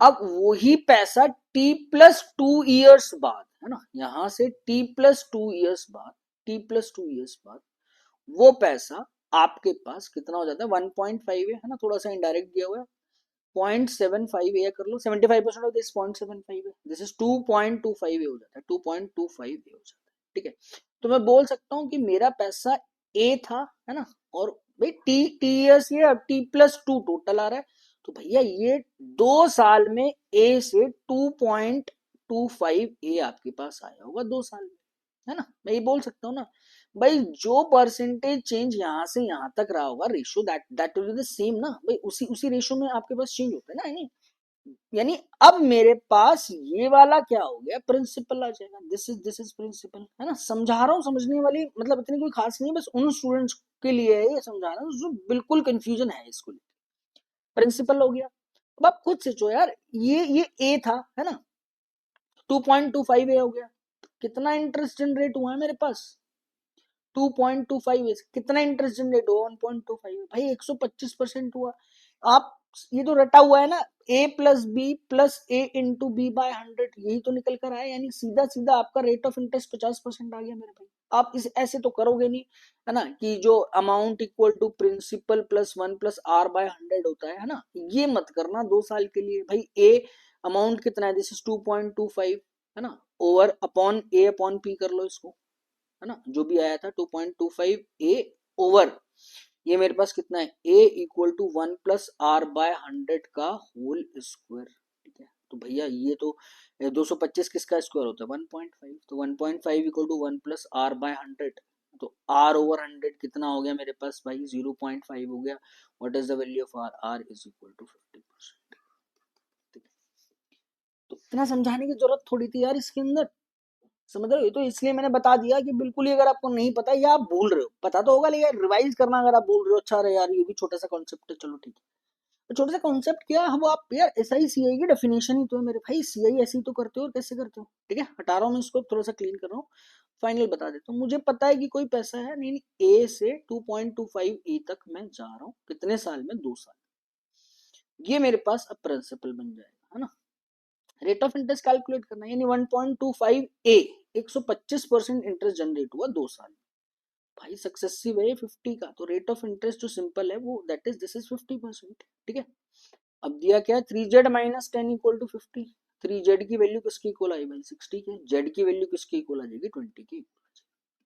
ठीक है, z पे मुझे काम करना था। अब क्या मांग रहा है, quantity 1, find the simple interest earn on rupees 2m quantity 1 पे हम लोग काम कर रहे हैं, जेड परसेंट यानी 20% के हिसाब से मैंने लगाया 3 साल का, तो 3 दूनी 6, 60% आपको निकालना है 2z का, 6 दूनी 12, 2z नहीं, this is 2m, sorry, this is 1.2 भाई, क्वांटिटी 1 1.2m है, क्वांटिटी 2 1.5m है, तो ऑब्वियस सी बात है quantity 1 is less than quantity 2 is your correct answer. ठीक है, तो अगेन है ना, फिर क्वांटिटी में वेरिएबल से आपको डील करना पड़ा, नेगेटिव का तो कोई पंगा नहीं है ना, ऐसे अमाउंट कभी भी नेगेटिव में तो आपका होगा नहीं मेरे पास। ठीक है, चलो नेक्स्ट आ जाओ, आई होप ये आपको क्लियर हुआ होगा, है ना। चलो, अब ये आपका इलेक्शन का क्वेश्चन है। नॉर्मली हम लोग क्या करते हैं, इनवैलिड वोट्स ना के बारे में हम जानकारी नहीं देते, यानी पी को कितने इनवैलिड वोट्स मिले, है ना, क्यू को कितने इनवैलिड वोट्स मिले, यहाँ पे वो आपको डील करना है, so that's why it's a beautiful question, है ना। इनवैलिड वोट्स पी को कितने, क्यू को कितने, वो भी अपने को थोड़ा सा इसमें काम करा है। In an election between two candidates, 20% of the eligible vote did not cast their votes. भाई सिंपल, टोटल मेरे पास एलिजिबल वोटर्स 100% या 100x टोटल एलिजिबल वोटर्स, 20% ने वोट नहीं डाला है, तो भैया जो टोटल वोट डाले गए होंगे वो 80x होंगे। अब ये मेरे पास इनवैलिड भी है और मेरे पास क्या होगा, वैलिड वोट्स भी होंगे। ठीक है, क्या कह रहा है, 40% of the cast votes are invalid, तो भैया 40% of the cast vote, total vote कितने कास्ट है 80x, इसका 40%, 32x ये मेरे पास है इनवैलिड वोट्स, और वैलिड वोट्स मेरे पास कितने आ जाएंगे भाई, फिर इसका 60% यानी 48x आर द वैलिड। यहां तक तो कहानी क्लियर है, कोई दिक्कत नहीं। अब इसने क्या बोला है, total vote cast to P. Actually information क्या होती है कि the valid vote secured by P होती है, बट ध्यान रखना total vote cast to P है, जो 30% ऑफ द एलिजिबल वोटर्स है। पी को जो टोटल वोट मिले हैं वो 30% एलिजिबल वोटर्स का मिले, इसका 30% आ जाएगा। इसका मतलब आप ये ध्यान रखेंगे, पी को जो वोट मिले हैं वो 100x का 30% वोट मिले, यानी 30x वोट मिले। अभी वैलिड नहीं है, इसमें भी वैलिड प्लस इनवैलिड दोनों पोर्शन होंगे। ऑब्वियसली बात है, फिर क्यू को आपको कितने वोट मिले होंगे, 50x मिले होंगे, 18x मत कर देना, these are the valid votes only. मैं वैलिड प्लस इनवैलिड दोनों की बात कर रहा हूँ यहाँ पे। भाई पी के बारे में हमेशा ये इन्फॉर्मेशन होती है कि the valid vote secured by P, तो हमेशा हम वैलिड वोट पे टारगेट करते हैं, कभी इनवैलिड वोट की बात नहीं करते, बट इसमें आपका थोड़ा सा इनवैलिड वोट के बारे में पूछा है। तो पी को जो टोटल वोट कास्ट हुए दीज आर 30x, क्यू को टोटल वोट कास्ट हुए दीज आर 50x। ठीक है, इसमें अब कितने इनवैलिड है वो मुझे नहीं पता। अब when if Q won the election by 800 votes, अब भैया जब भी मैंने हमेशा बताया, जब भी मैं हार जीत या मार्जिन की बात कर रहा हूं, है ना, तो invalid votes are not countable, countable not countable होते हैं, काउंट नहीं करते आप इनको हार और जीत में, ये तो हट गए ना, इन्हें हटाना पड़ता है, फिर जाके आपको मार्जिन देखना पड़ता है। ठीक है, अब इसने यहां से रेशो दे दिया कि इनवैलिड वोट्स पी और क्यू को 1 और 3 के रेशो में मिला होगा। भैया टोटल इनवैलिड 32x है, पी और क्यू का रेशियो आपके पास कितना है 1 और 3 है। 32x में से 8x इनवैलिड पी को मिला होगा और 24x इनवैलिड क्यू को मिला होगा। ठीक है, तो इसका मतलब अगर मैं बात करूं पी के वैलिड वोट्स कितने होंगे भाई, 30x थे, जिसमें से आपको 8x घटाना पड़ेगा, it will gives you 22x, these are the valid votes. हाँ, कि अब मैं यहां पर क्या कर सकता हूं कि अब 800 का गैप ले सकता हूं, क्यों, क्योंकि अब मैंने वोट्स को काउंटेबल कर लिया है। ठीक है, मतलब सिर्फ काउंटेबल वोट्स लिए, वैलिड वैलिड वोट्स। क्यू के वैलिड वोट्स पे आओ मेरे भाई, क्यू के वैलिड वोट्स अगर आप देखोगे तो कितने आपको दिए हुए, टोटल 50x थे, जिसमें से 24x चला गया, बचा कितना होगा 26x। Now this is the gap, है ना, क्या गैप है, 26x वैलिड वोट क्यू के हैं, 22x वैलिड वोट पी के हैं, इन दोनों का जो गैप आएगा वो आपके पास कितना दिया हुआ 800, 4x की वैल्यू 800 है, what is the value of x, value of x is equal to 200। I hope ये आपको क्लियर हो गया। ठीक है मेरे भाई, अब मांग क्या रहा है वो आप देख लो, number of valid votes, valid कितना है 48x, 48 का डबल कर दो मेरे भाई, है ना, 48 का ट्वाइस कर दो, this is 9600 is your correct answer. Beautiful question. ठीक है, नॉर्मली हम लोग हमेशा वैलिड वोट से डील करते हैं, इनवैलिड पी को कितने मिले क्यू को कितने मिले वो हम लोग ज्यादा डील करते नहीं, है ना। चलो नेक्स्ट आ जाओ, that is a beautiful question of numbers knowledge, है ना, नंबर सिस्टम से आपका ये क्वेश्चन दिया गया। There are three natural numbers p, q and r are in decreasing order in the same order। तो सबसे पहले भैया p greater than q, q greater than r होगा, डिक्रीजिंग ऑर्डर में पहला p होगा, फिर घट के q आएगा, फिर घट के आपका r। Sum of p and average of rest of two number is 18, while sum of q and average of rest two 16। ये तो बहुत कॉमन इन्फॉर्मेशन है ना, बार बार कॉमन इन्फॉर्मेशन, ये बहुत बार आपने यूज की है, पर थोड़ा सा काम क्या करना, वैल्यू ऑप्टिमाइजेशन, क्या मैं इनकी एग्जैक्ट वैल्यू निकाल पाऊंगा या नहीं निकाल पाऊंगा। ठीक है, डील कैसे करोगे, सम ऑफ क्या, किसका सम, पी का प्लस रेस्ट कौन से दो बचे क्यू और आर, क्यू प्लस आर का एवरेज का, है ना, वो मेरे पास किसके इक्वल आ रहा है 18 का। सिंपल है, एक 2p plus Q plus R, एक इक्वेशन आ गई, दिस इज इक्वल टू 36।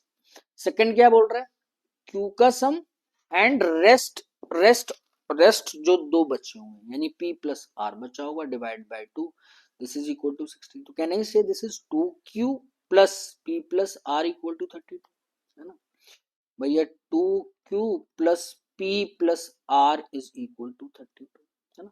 जैसे मर्जी आप डील कर सकते हो, जैसे मर्जी आप डील कर सकते हो, आपकी चॉइस है।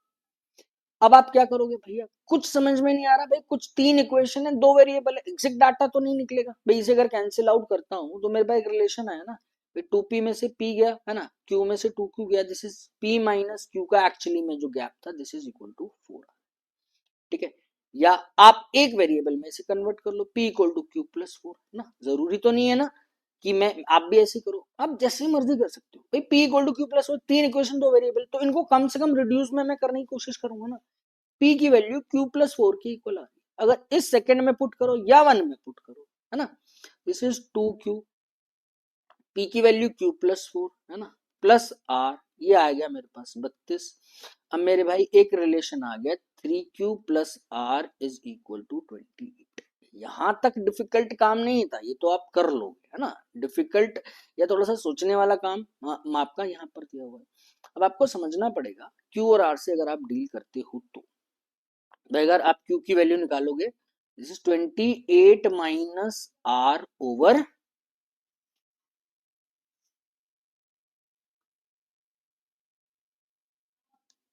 3 निकल कर आ जाएगा आपके पास, ठीक है। q की जो वैल्यू है this is 28 minus r over 3 निकल कर आएगी, ठीक है। अब आप समझो कि the q must be a multiple of 3, q की जो वैल्यू होगी that must be a multiple of 3। अब 28 में से आप क्या सब्ट्रैक्ट करोगे, जो 3 का मल्टीपल आना चाहिए, आप खुद सोचो। और r मेरे पास जो दिया हुआ है, these are the even natural numbers आपको दिए भैया। r को क्या क्या आप पुट करोगे भाई, 1 तो रखूंगा नहीं, है ना। अगर r को मैं 4 ही रखूंगा ना भाई, पहले भाई 3 के मल्टीपल है यार, सीधे सीधे 27 होगा, अगर इससे पहले आओ 24 आएगा, 24 पे तो रखोगे, तो r को क्या रखना पड़ेगा 4, जब r को आपने भाई 4 रखा, है ना, इवन मल्टीपल ऑफ आपको 3 देखना है, 1 तो नहीं रखूंगा ना, क्लियर होता है ना। अगर r को आपने 1 रखा, इट विल गिव्स यू 27/3, है ना, जो 9 निकल कर आ जाएगा आपके पास। What is the value for r, पहली वैल्यू 4 देगा आपको, तो q की वैल्यू किसके इक्वल आ जाएगी, 8 की इक्वल आ जाएगी, ठीक है।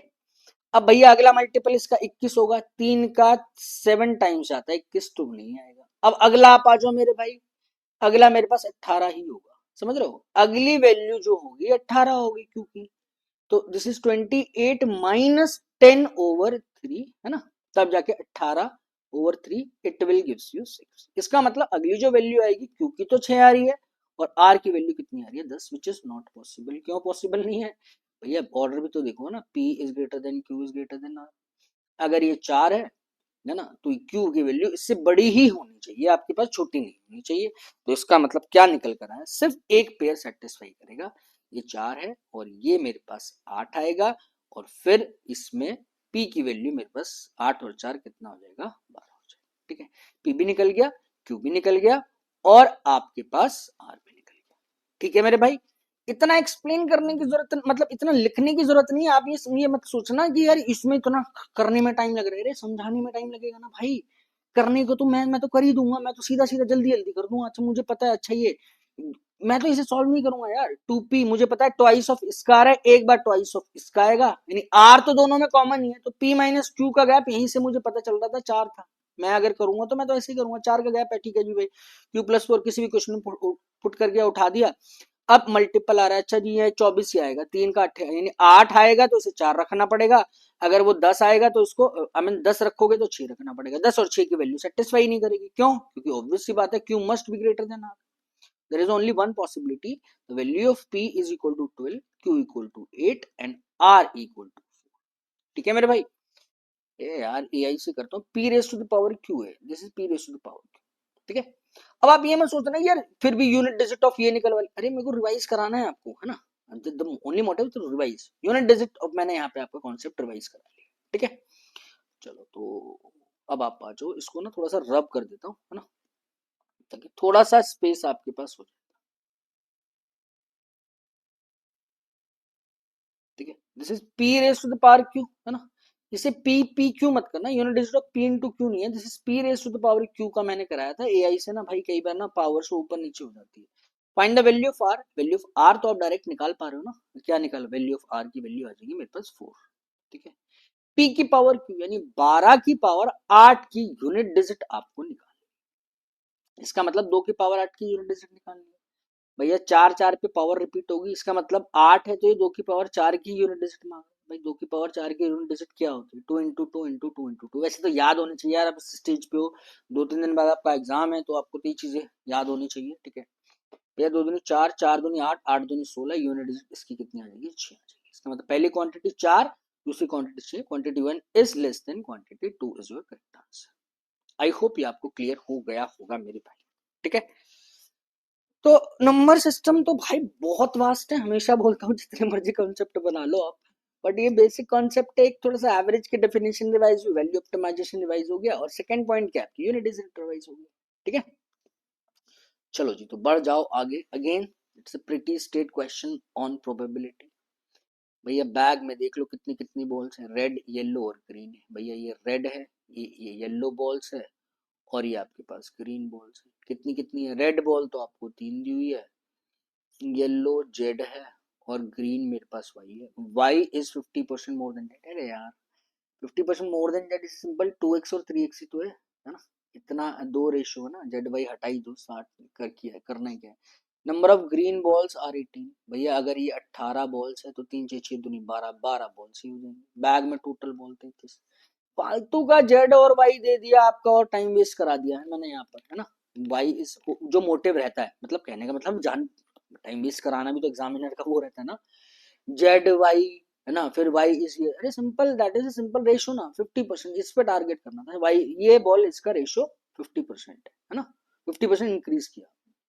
नंबर ऑफ ग्रीन बॉल्स 18 है, 3 की वैल्यू 18 है, 2 की वैल्यू कितनी है, find the probability picking 2 balls from the bag such that one is red and one is yellow, एक रेड और एक येलो होना चाहिए, तो भैया this is 3c1 multiply 12c1 over 12 plus 18, 12 plus 18 30 3 33 33c2, ये तो यार 3 ही होगा, ये तो भाई 12 होगा है ना, और ये क्या आएगा 33 इंटू 32 डिवाइडेड बाय 2, ठीक है। 2 का ये कितना टाइम्स आएगा, ये 16 आ गया, तो नंबर्स क्या है, बस कैलकुलेशन मिस्टेक ना हो, 3 इंटू 12 33 इंटू 16, 3 का 11 टाइम्स है ना, और 4 का 3 टाइम्स, 4 का 4 times, this is 3 over 44 is correct answer, ठीक है। फिक्स होते हैं क्वेश्चन आपकी प्रोबेबिलिटी के, समझ रहे हो, कुछ भी नहीं है इसके अंदर, है ना, एक बॉल है, 3 टाइप की बॉल है, एक डायरेक्ट दे देगा, कुछ रेशियो या डिफरेंस दे देगा, है ना, या कुछ आपके नंबर्स दे देगा जो आपके, है ना, थोड़ा नंबर सिस्टम से भी रिलेट कर सकता है, बट यार आरआरबी क्लर्क मीन से इतना ज्यादा, है ना, डेंस चीजें, इतना ज्यादा वैरायटी या इतना ट्रिकी क्वेश्चन नहीं आएगा, सिंपल सीधे सीधे नंबर्स आएंगे, है ना, आपको टाइम लिमिट में करना है, ठीक है मेरे भाई। चलो नेक्स्ट आओ, ये आपका अच्छा क्वेश्चन है, अगेन वेरिएबल्स में ना फंसो तो आप लोग, है ना।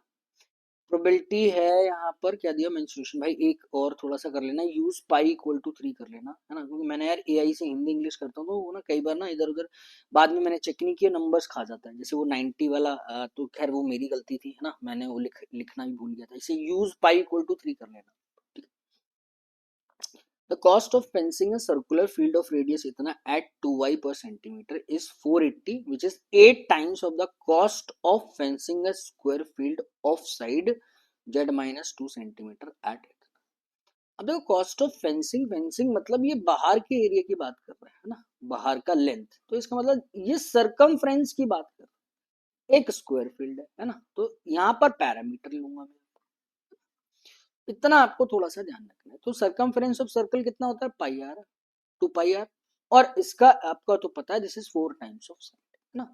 पैरामीटर की बात हो रही है अगर फेंसिंग की बात कर रहा है तो, अब ध्यान देना, सर्कुलर फील्ड ऑफ रेडियस कितना है मेरे पास, जेड सेंटीमीटर है, जैसे मर्जी आप कर सकते हो, आपकी चॉइस है, जैसे मर्जी आप कर सकते हो। 2 पाई आर, 2 इंटू पाई को 3 यूज करना है ना, 3 इंटू कितना जेड, 2 पाई आर, ये आ गया मेरे पास, ठीक है। ये आ गई total circumference, total length, multiply cost कितना है 2y, अब देखो 2y कॉस्ट है और यहाँ कितना है 0.5y, अरे y तो y वैसे कैंसिल आउट होगा, है ना, तो सिर्फ लिख रहा हूं ताकि कंफ्यूजन ना हो, ये कॉस्ट निकल कर आई, अब ये वाली जो कॉस्ट है 8 टाइम्स ऑफ द 8 टाइम्स, ये 8 टाइम्स है कॉस्ट, कौन सा, this is 4 times of parameter, देखो z-2 साइड है भाई इसकी, और मल्टीप्लाई 0.5y का मतलब कितना होता है y बाय, भाई वाई से तो वाई वैसे भी कैंसिल आउट होना था ना, है ना, वाई का तो कोई पंगा ही नहीं था, वाई से तो दो वैसे ही हटा दो, इसमें कुछ करना ही नहीं था, ठीक है। अब आप देखो यहाँ से ए इस वाले दो का है ना, ये 8 × 4 टाइम्स है, और ये 2 है, इसका ये कर दिया मैंने 4 टाइम्स, 4, ये 2 ये गया, 2 ये गया, 4 ये वाला पोर्शन चला गया, ठीक है। 3z = 4z-8, what is the value of z, z = 8, ठीक है मेरे भाई, निकल गया। सिर्फ नंबर्स आपको ध्यान रखने ये वाले है ना, आप दोबारा समझ लो भाई, मैंने 2πr ये टोटल लेंथ निकाली, ये मेरे पास पैसा आया था, ये टोटल पैसा 8 टाइम्स है, 8 टाइम्स किसका, 4 टाइम्स ऑफ साइड है ना, और पैसा कितना है वो y/2, ठीक है। जेड की वैल्यू आ गई मेरे पास, कितनी आ जाएगी मेरे पास भाई 8 आ जाएगी। अब जैसे मर्जी कर लो, स्क्वायर सर्कल से वाई की वैल्यू निकाल लो, जिस मर्जी से वाई की वैल्यू निकाल लो भाई, जेड तो अपने पास निकल गया ना, तो वाई भी निकल सकते हैं। एक कॉस्ट दे दी मेरे पास 480 है ना, तो अब 480 से निकाल लो भाई, 2 × 3 × जेड की वैल्यू 8 आई थी, मल्टीप्लाई 2y की कॉस्ट है वो बराबर है 480 की, ठीक है। अब आप यहां से देख लो भैया, 8 दिया 24, 24 का 24 दूनी 48, 8 से 24, 24 दूनी 48 का ये आ गया भैया 10 टाइम, 2 का ये कितना जा रहा है 5 time. What is the value of Y, Y की वैल्यू है आपके पास 5, क्या मांग रहा है देख लो, find the area of rectangle of length z+4, अगर z 8 है तो 8 + 4 कितना हुआ भाई 12, और y की वैल्यू कितनी है 5, 5 + 1 कितना हुआ 6, ठीक है। दोबारा चेक कर लेते हैं, z है 8, 8 + 4 12, ठीक है जी, 12 और 5 + 1 12, 72 इज योर रिक्वायर्ड एरिया, ठीक है। तो लेंदी भी नहीं बोल सकते, स्लाइटली है ना, नंबर्स आसान है, जेड वाई तक पहुंचा दिया इसने, बहुत ज्यादा लेंदी नहीं बोल सकते है ना। चलो मेरे भाई, यहाँ पे आपका सरकमफ्रेंस वाला पोर्शन मेंसुरेशन से आपका सर्कल का भी रिवाइज हो गया, रेक्टेंगल का भी एरिया मैंने पूछ लिया, स्क्वायर का भी आपसे थोड़ा सा रिवीजन करा दिया, ठीक है। चलो नेक्स्ट क्वेश्चन आ जाओ, अब ये आपका प्रॉफिट एंड लॉस से क्वेश्चन है ना। क्या बोल रहा है, on selling the article P at 80% of his actual selling price, so there is a loss of 4%, ठीक है। When it is sold at actual SP the gain is z%, the cost price of article gives इतना which is 50% of mark price and sold at 2 successive discount of इतना इतना, ठीक है। अब समझो भाई, एक्चुअल पी पे आओ भाई, पी का जो एक्चुअल सेलिंग प्राइस था उस पे तो मैं बेच नहीं ना, उसके 80% कॉस्ट पे बेच रहा हूँ। अब ये वाला सेलिंग प्राइस हो गया ना मेरे पास 80% ऑफ सेलिंग प्राइस, तो मुझे लॉस होता है 4% का, तो ये सेलिंग प्राइस है, यानी सीपी तो आपके पास कांस्टेंट ही रहेगा ना, तो उसका 96% ये भी आपके पास सेलिंग प्राइस है, ये दोनों सेलिंग प्राइस क्या है इक्वल है भाई। एक्चुअल एसपी पे तो नहीं बेच रहा था, उसके 80% कॉस्ट पे बेचा, इस कॉस्ट पे बेच रहा हूं तो 4% का लॉस हो रहा है, यानी 96 आ जाएगी, 96% ऑफ कॉस्ट। एसपी और सीपी का सिंपल रेशियो निकल गया ना, 96 ओवर कितना 80, तो 16 का 6 टाइम्स, 16 का 5 टाइम्स, तो एसपी तो 6 रुपए होगा और सीपी हो जाएगा मेरे पास 5, ठीक है। आपको क्या बोला, when it is sold at actual SP, तो भैया 5 की वैल्यू 6 पे बेचूंगा तो मुझे जो प्रॉफिट हो रहा है वो मेरे पास 20% हो रहा है ना, ये एक्स्ट्रा काम करा लिया इसने यहाँ पर, जो जेड नहीं, जेड जेड जब तक नहीं निकलेगा तो आप आगे का क्वेश्चन नहीं कर सकते, ठीक है। यहाँ तक कोई दिक्कत नहीं है, जेड की वैल्यू निकाल दी। अब भैया क्यू का कॉस्ट प्राइस 2400 है, जो 500% of its mark price, entry sold after 2 successive discount of इतना, और आपको 2688 रुपीज में it is mark in and sold after 2 successive discount of इतना इतना एट 26, ठीक है, मैं बेच दिया, ठीक है। भैया 2400 रुपए है इसका, है ना, 50% ऑफ इट्स एमआरपी यानी 4800 रुपया है, तो आपने जो भी डिस्काउंट कैलकुलेट किया होगा 4800 रुपए पे किया होगा, 4800 मल्टीप्लाई, समझना, Z+10 का मतलब कितना है 30% का डिस्काउंट है ना, तो इसका आपको 70% निकालना पड़ा है ना, 7/10 जिसे मर्जी आप कर लो, मल्टीप्लाई बाई डिस्काउंट y% है तो 100 - y% कर लिया इसको, this portion is equal to कितना आ जाएगा मेरे पास 2688 आ जाएगा। तो भैया सबसे पहले जीरो का पंगा आप हटाओ है ना, और ये अपॉन 100 आएगा, है ना। एक जीरो यहाँ से भी आप हटाओ, जीरोस आप साइड कर लो, कोई बाद में कंफ्यूजन ना हो जाती है यार कई बार, है ना। 100 माइनस वाई, एक 10 जाएगा बस यहाँ पे, 2688 का जीरो किया, है ना, ओवर 48 इंटू 7, ये आएगा। 7 का मल्टीपल होना चाहिए भैया, 7 एकम 7, 58 सतोटे 56, 7 चौक 28, और 7 एकम 7 नहीं, 7 21, 3840, 48 का ये मेरे पास कितना टाइम्स है, 5 1 से 6 टाइम्स है ना। 48 का ये कितना टाइम्स होता है, 384, 8 टाइम्स होता है। अरे 5 अट्ठे 40 होता है ना। हाँ ठीक तो है यार, 48 का 8 टाइम्स कर लो ना, 8 64, 832 और 6, ठीक तो है, 384, ठीक है। तो 100 माइनस वाई की वैल्यू मेरे पास आ जाएगी 80। What is the value of Y, value of Y again is equal to 20। Z Y का रिलेशन मांग रहे हैं भैया, जेड भी 20 था, वाई भी 20 था, दोनों बराबर निकल कर आ जाएंगे मेरे पास, ठीक है मेरे भाई लोगों। चलो जी बढ़ते हैं आगे, ठीक है। पार्टनरशिप का, P Q and R entered into a partnership such that P started the business and after 4 months, अच्छा, P started the business after 4 months and 7 months, Q and R joined the business respectively. At the end of 1 year, profit share of Q is इतना 1200 and 200 less than P and R respectively. Find respective ratio of initial investment of R, P and R if combined profit of P and Q is 2.8 times is that of R. अच्छा जी, देखो profit तो मुझे यहाँ पर इसने direct ratio दी थी ना, अगर आप देखोगे इनका प्रॉफिट, अगर आप इनका प्रॉफिट ही देखोगे, है ना, प्रॉफिट अगर आप देखोगे भाई, क्यू का प्रॉफिट अगर एक्स है, ये 1200 कम है किससे, पी से, तो भाई पी का प्रॉफिट कितना हो गया, 1200 प्लस एक्स, और ये प्रॉफिट 200 कम है, तो इसका प्रॉफिट कितना हो गया, एक्स प्लस 300। यहाँ तो आप देखो ना, रेशियो दे दिया ना, यहाँ तो प्रॉफिट तो निकल जाएगा मेरे पास, या प्रॉफिट का रेशियो निकल जाएगा। यहाँ पे आपका टाइम का रेशियो दिया हुआ है ना, तो इन्वेस्टमेंट का रेशियो भी निकल जाएगा, ठीक है। देखो प्रॉफिट है सिंपल, प्रॉफिट का यहाँ से देखा मैंने 2.8 times, combined profit of P and Q 2.8 times as that of R. Combined profit of P and Q कितना होता है भैया, 1200 प्लस एक्स, और ये एक्स कितना आ गया, ये 2x प्लस 1200, है ना, over profit of R X plus 200, 2.8 times दिया हुआ है। 2.8 कितना होता है भाई, 28 ओवर 10, है ना, जैसे मर्जी कर लो, 14 ओवर 5, 14 ओवर 5 भैया, 2 से काट लो, इसे 6 कर लो ना, फिर ये 7 आ जाएगा, आपकी मर्जी है, सीधा सीधा कर लो। 5x प्लस 6 पंजे 30, 3000, तो ये हो गया 7x प्लस कितना आ गया, 1400। So this is 2x equal to 1600. What is the value of x? x equal to 800 आ जाए। तो अगर आप प्रॉफिट रेशो देखोगे इनका, वो तो इसने मेरे पास निकल गया ना प्रॉफिट का रेशो भाई, 12 और 8 कितना हुआ, 20, और इसका आ रहा है 8, और इसका कितना आ रहा है मेरे पास 10 आ रहा है। दिस इज प्रॉफिट रेशो, काट लो जैसे मर्जी कर लो, 10:4:5, this is the profit ratio. और इनका जो टाइम का रेशो दिया हुआ है आपको, टाइम का रेशो क्या है भाई, पी ने तो स्टार्ट किया, उसके 4 महीने बाद क्यू आया, उसको 8 महीने मिले, और वो 7 महीने बाद आया, है ना, 7 महीने बाद, यानी इसको तो भैया 5 महीने आपके पास मिले।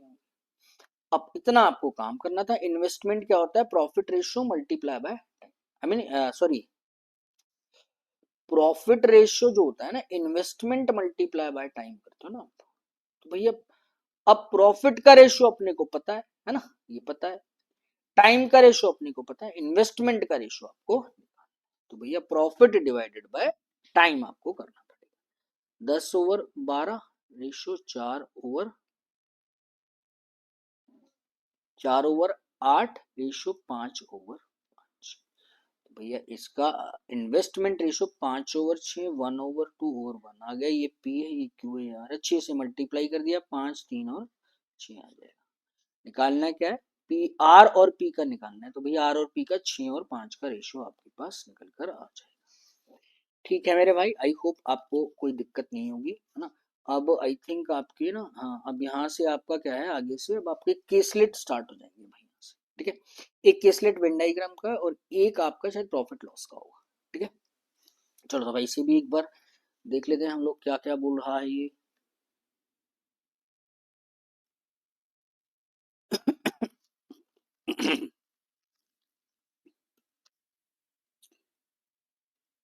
देखो भाई इस वाले केसलेट को वेन डायग्राम का है, ठीक है।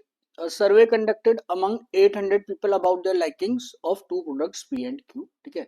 एंड मेल और फीमेल के बारे में इसने आपको जानकारी दी है, ठीक है। देखो इतना तो मुझे पता चल गया ना, दो वेरिएबल का है लेकिन इसमें क्लासिफिकेशन आपका दो है ना। तो मेल का मैं अलग बनाऊंगा और आपका फीमेल का आपके पास अलग बनेगा, है ना। मेल फीमेल का कितने कितने हैं, पी को कितने लाइक कर रहे हैं, क्यू को कितने लाइक कर रहे हैं आपके पास, ठीक है। और टोटल मेरे पास जो स्ट्रेंथ दी हुई है वो मेरे को 800 आपकी दी हुई है, ठीक है। एक बार स्क्रीनशॉट लेना है भाई जो हिंदी में कंफर्टेबल है ना, ताकि मैं आप आगे मूव करूंगा तो वहां सिर्फ आपका इंग्लिश में लिखा होगा जब भी आप सॉल्व करोगे, ताकि आपको कंफर्ट रहेगा, ठीक है मेरे भाई। मैं बस 5 सेकंड का पॉज ले रहा हूँ।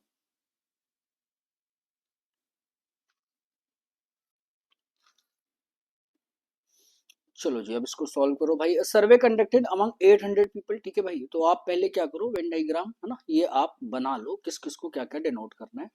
दो रीजन है मेरे पास, मेल और फीमेल, ये मुझे दोनों में आपको निकालना पड़ेगा, ठीक है। आप इसे रीजन को कर लो भाई पी, इसको कर लो क्यू, ये आ गया मेरे पास पी, मेरे पास कितना आ जाएगा क्यू हो जाएगा, ठीक है।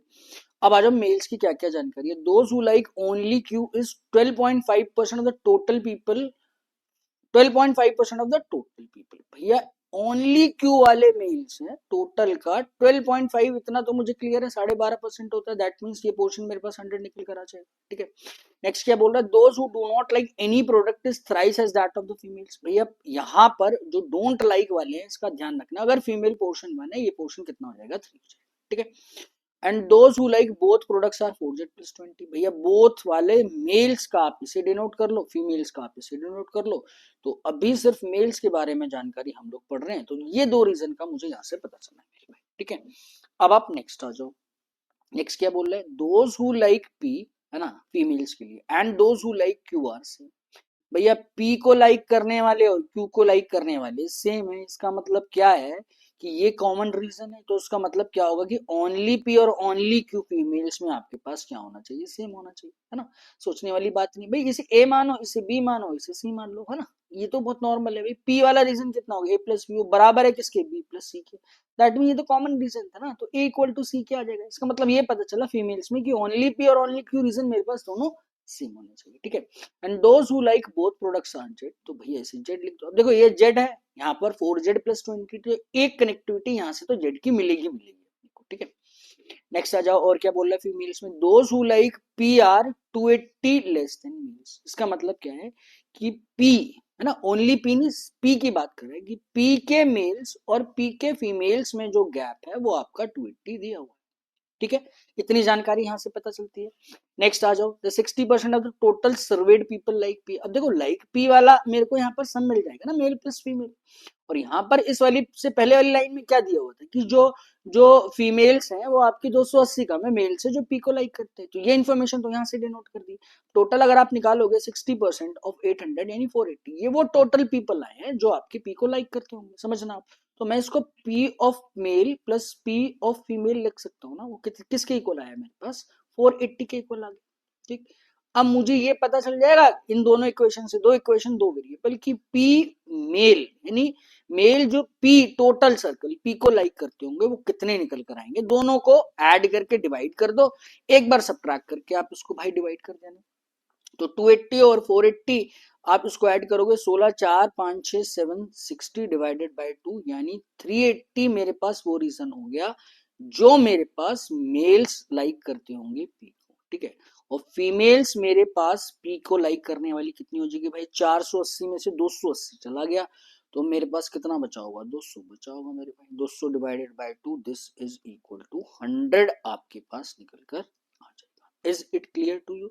इसका मतलब कि ये पी वाला जो रीजन आएगा ओनली पी नहीं टोटल पी। अब भैया टोटल पी अगर 100 है तो ऑब्वियस सी बात है, अभी अभी इसने पहली लाइन में बोला है ना कि those who like P females में is same as those who like Q, है ना। ये रीजन 100 है तो ये वाला रीजन भी मेरे पास क्या निकल कर आना चाहिए भाई, 100 निकल कर आना चाहिए, इसमें तो कोई दिक्कत नहीं है। अब आगे लाइन पढ़ो, ये वाली लाइन रह गई थी मेरे पास, 60% total those like P which is 100 more than those like Q. तो भैया दोज लाइक क्यू वाला जो टोटल रीजन मेरे पास निकल कर आ जाएगा मेल प्लस फीमेल दोनों का, वो कितना आ जाएगा, 480 में से आपको 380 सॉरी 100 माइनस कर देना है, 100 नहीं, हाँ 100 का ही तो गैप है, तो this portion is equal to 380 आपके पास निकल कर आ जाएगा, ठीक है। तो अब ध्यान रखना ये जो 380 है, यानी मैं लिख देता हूँ, लिख इसलिए रहा हूँ ताकि कंफ्यूजन हो। मेल जो क्यू को लाइक कर रहे हैं, फीमेल जो क्यू को लाइक कर रहे हैं, दिस इज इक्वल टू 380। ठीक है, तो मेल जो क्यू को लाइक कर रहे हैं, फीमेल जो क्यू को लाइक कर रहे हैं, दिस इज इक्वल टू 100। अब आप समझो, अगर 380 रीजन वो वाला रीजन है जिसमें मेल क्यू और फीमेल क्यू है, तो भैया फीमेल क्यू को लाइक करने वाले 100 है ना, तो मेल क्यू को लाइक करने वाले मेरे पास कितने होने चाहिए भैया? 280 होना चाहिए, नहीं होना चाहिए? क्या ये वाली कहानी क्लियर होती है? Is it clear to you? अगर ये पूरा का पूरा रीजन है ना मेल वाला 280 है, समझना ये पोर्शन 100 है, तो ये वाला पोर्शन क्या मेरे पास 180 निकल कर नहीं आएगा? नॉर्मल सी कैलकुलेशन थी। इसका मतलब क्या हुआ कि 4z plus 20 is equal to 180 निकल कर आ जाएगा।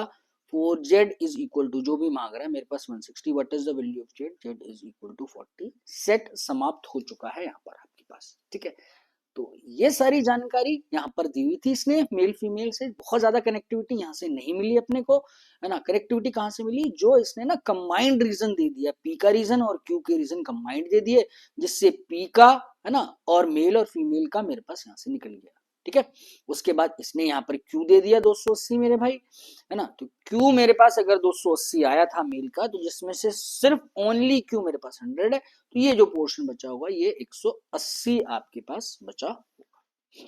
ठीक, जेड भी निकल गया। अब आप सारा रीजन निकाल सकते हो। ठीक है, अगर ये पोर्शन 180 है तो इसमें से 380 माइनस कर दो, ये 200 हो जाएगा। ठीक है भाई, जेड की वैल्यू कितनी आई थी मेरे पास? 40 आई थी। That means this region is 60 and this region is 60। Clear, finish हो गया। बहुत ही ब्यूटीफुल सेट है आपका, ब्यूटीफुल सेट है। ठीक है, आई होप आपको क्लियर हुआ होगा मेरे भाई, है ना। एक मिनट रुकना जरा। चलो नेक्स्ट आओ। इसे मैं थोड़ा सा क्लीन करके ना नेक्स्ट पेज पे लिख देता हूँ, ताकि ना आपको क्या है, देखो मैं इसको मिटाया नहीं है ना, जब भी आप देखोगे तो कैलकुलेशन आपके पास होगी। बाई चांस कोई कंफ्यूजन है, कम से कम आप इसको देख तो सकते हो ना मेरे भाई। ठीक है, एक मिनट रुको यार, क्या बंदा हो रहा था।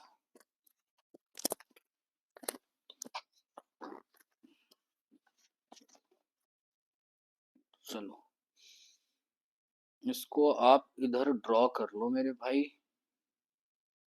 ये आएगा male, this is P, this is Q, this is for female. ठीक, ये था 200, ये 100 था, ये 180 है, ये 60 है, ये 40 है, और ये अपने पास 60 आ जाए। ठीक है, अब अपने पास ध्यान रखना एक जानकारी और है, वो क्या थी कि those who do not like any product is thrice as that of females, यानी मेल और फीमेल में, है ना, जो डोंट लाइक वाले हैं, जो कुछ भी लाइक नहीं करते मेल और फीमेल में, उनका रेशो 3:1 है ना। ये आप बात ध्यान रखिए। ये हमने वो पोर्शंस निकाले हैं जो आपके रीजन यानी कुछ ना कुछ आपके लाइक करते हैं। तो अब आप इधर से टोटल देखोगे तो 380 प्लस 480 तो ये वाला पोर्शन हुआ, बट 480 सिर्फ मेल वो है, टोटल मेल नहीं है, जो कुछ ना कुछ लाइक करते हैं। यहाँ पर 6 6 12, 12 और 416, 160 ऐसा है मेरे भाई। तो इसका मतलब जो कुछ ना कुछ लाइक करते होंगे वो कितने? 640।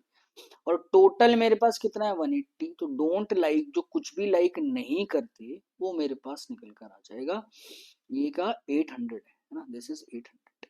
ठीक है, इसमें से सब्ट्रैक्ट किया, दिस इज 160। अब इस 160 को आप 3 और 1 के रेशो में डिवाइड कर दो। ऑलरेडी 3 और 1 कैसे आया भाई? ज्यादा है ना, आई मीन जो इन्फॉर्मेशन है वो यहाँ पर इसने दी है कि 3 और 1 का यहाँ पर रेशो होना चाहिए आपके पास। ठीक है, तो अब आप निकाल लो भाई इसको। 3 और 1 की रेशो में डिवाइड करोगे तो 120 तो मेल आएंगे और मेरे पास 40 फीमेल्स आ जाएंगे। ठीक है, this is 40 and this is 160, नहीं 120। इसका मतलब टोटल मेल हो जाएंगे 60 सर्वेड वाली, और टोटल जो फीमेल्स हो जाएगी this is equal to 2। Clear ना? तो मैं समझता हूँ इस सेट में ऐसा कुछ नहीं रहा होगा, है ना, या ऐसा कोई पॉइंट नहीं है जिससे आपको कंफ्यूजन क्रिएट होगी। ठीक है, find the total number of the survey people. अब बस सिर्फ क्वेश्चन है और इसमें कुछ भी नहीं करना है, नंबर्स उठाओ, आंसर आपके पास आ जाएगा। ठीक है, सिर्फ आप क्रॉस चेक करना है बस।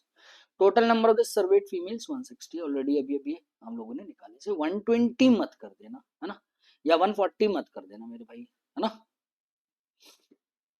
सॉरी सिर्फ 160 मत कर देना इसको। टोटल मेरे पास, सॉरी मैंने भी 160 कर दिया यार, टोटल सर्वेड की बात कर रहे हैं ना ये। भाई टोटल मेरे पास जो निकल कर आया था है ना, ये तो मेरे पास कितना था 100 प्लस 60 160, 160 प्लस ये वाला 40 पोर्शन है ना, वो 200 निकल कर आएगा। टोटल की बात कर रही है ना, दिस इज नॉट 160, ठीक है, दिस इज 200। ओके, चलो next. Find the total number of people who do not like any product. अब ये भी तो निकाला do not like any product वाला, क्या क्या है 120 और ये कितना है 40, तो दिस इज इक्वल टू 160, ठीक, 160 ये बचेगा, ठीक है मेरे भाई।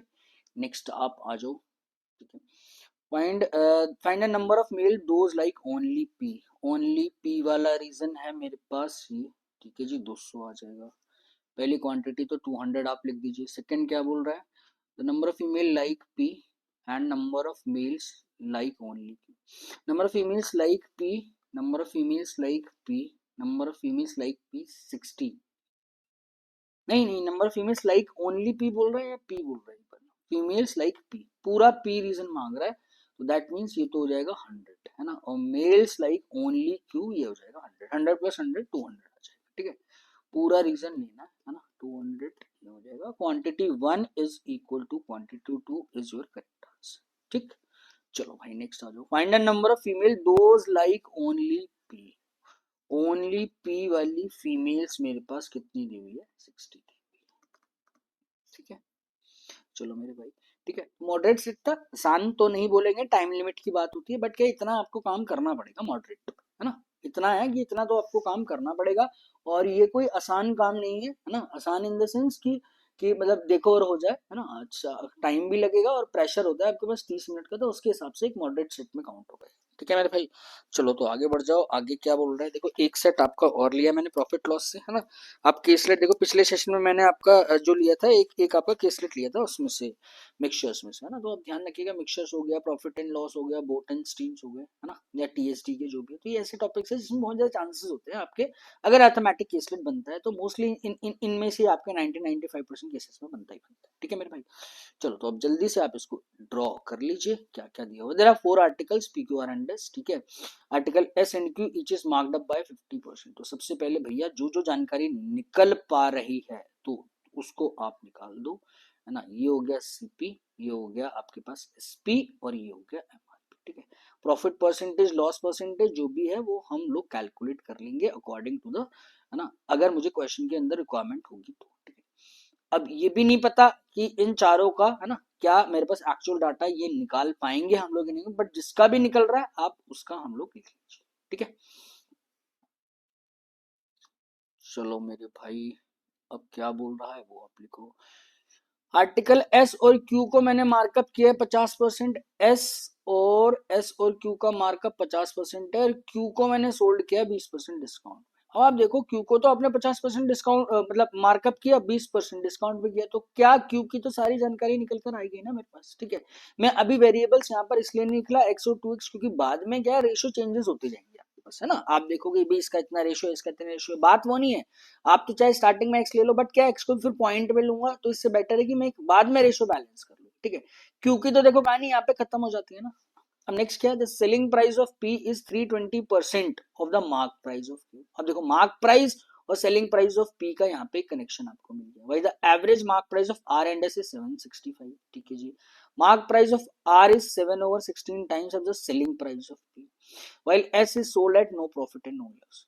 अब आप देखो कि यहां से देखो क्यू की तो कहानी आप साइड कर दो ना, क्यू को तो 50% मार्कअप किया आपने, फिर उसके बाद 20% डिस्काउंट दे दिया, तो यहां से तो प्रॉफिट भी, सीपीएसपी और एमआरपी तीनों के रेशियोज मेरे पास यहां से निकलते चले जाएंगे।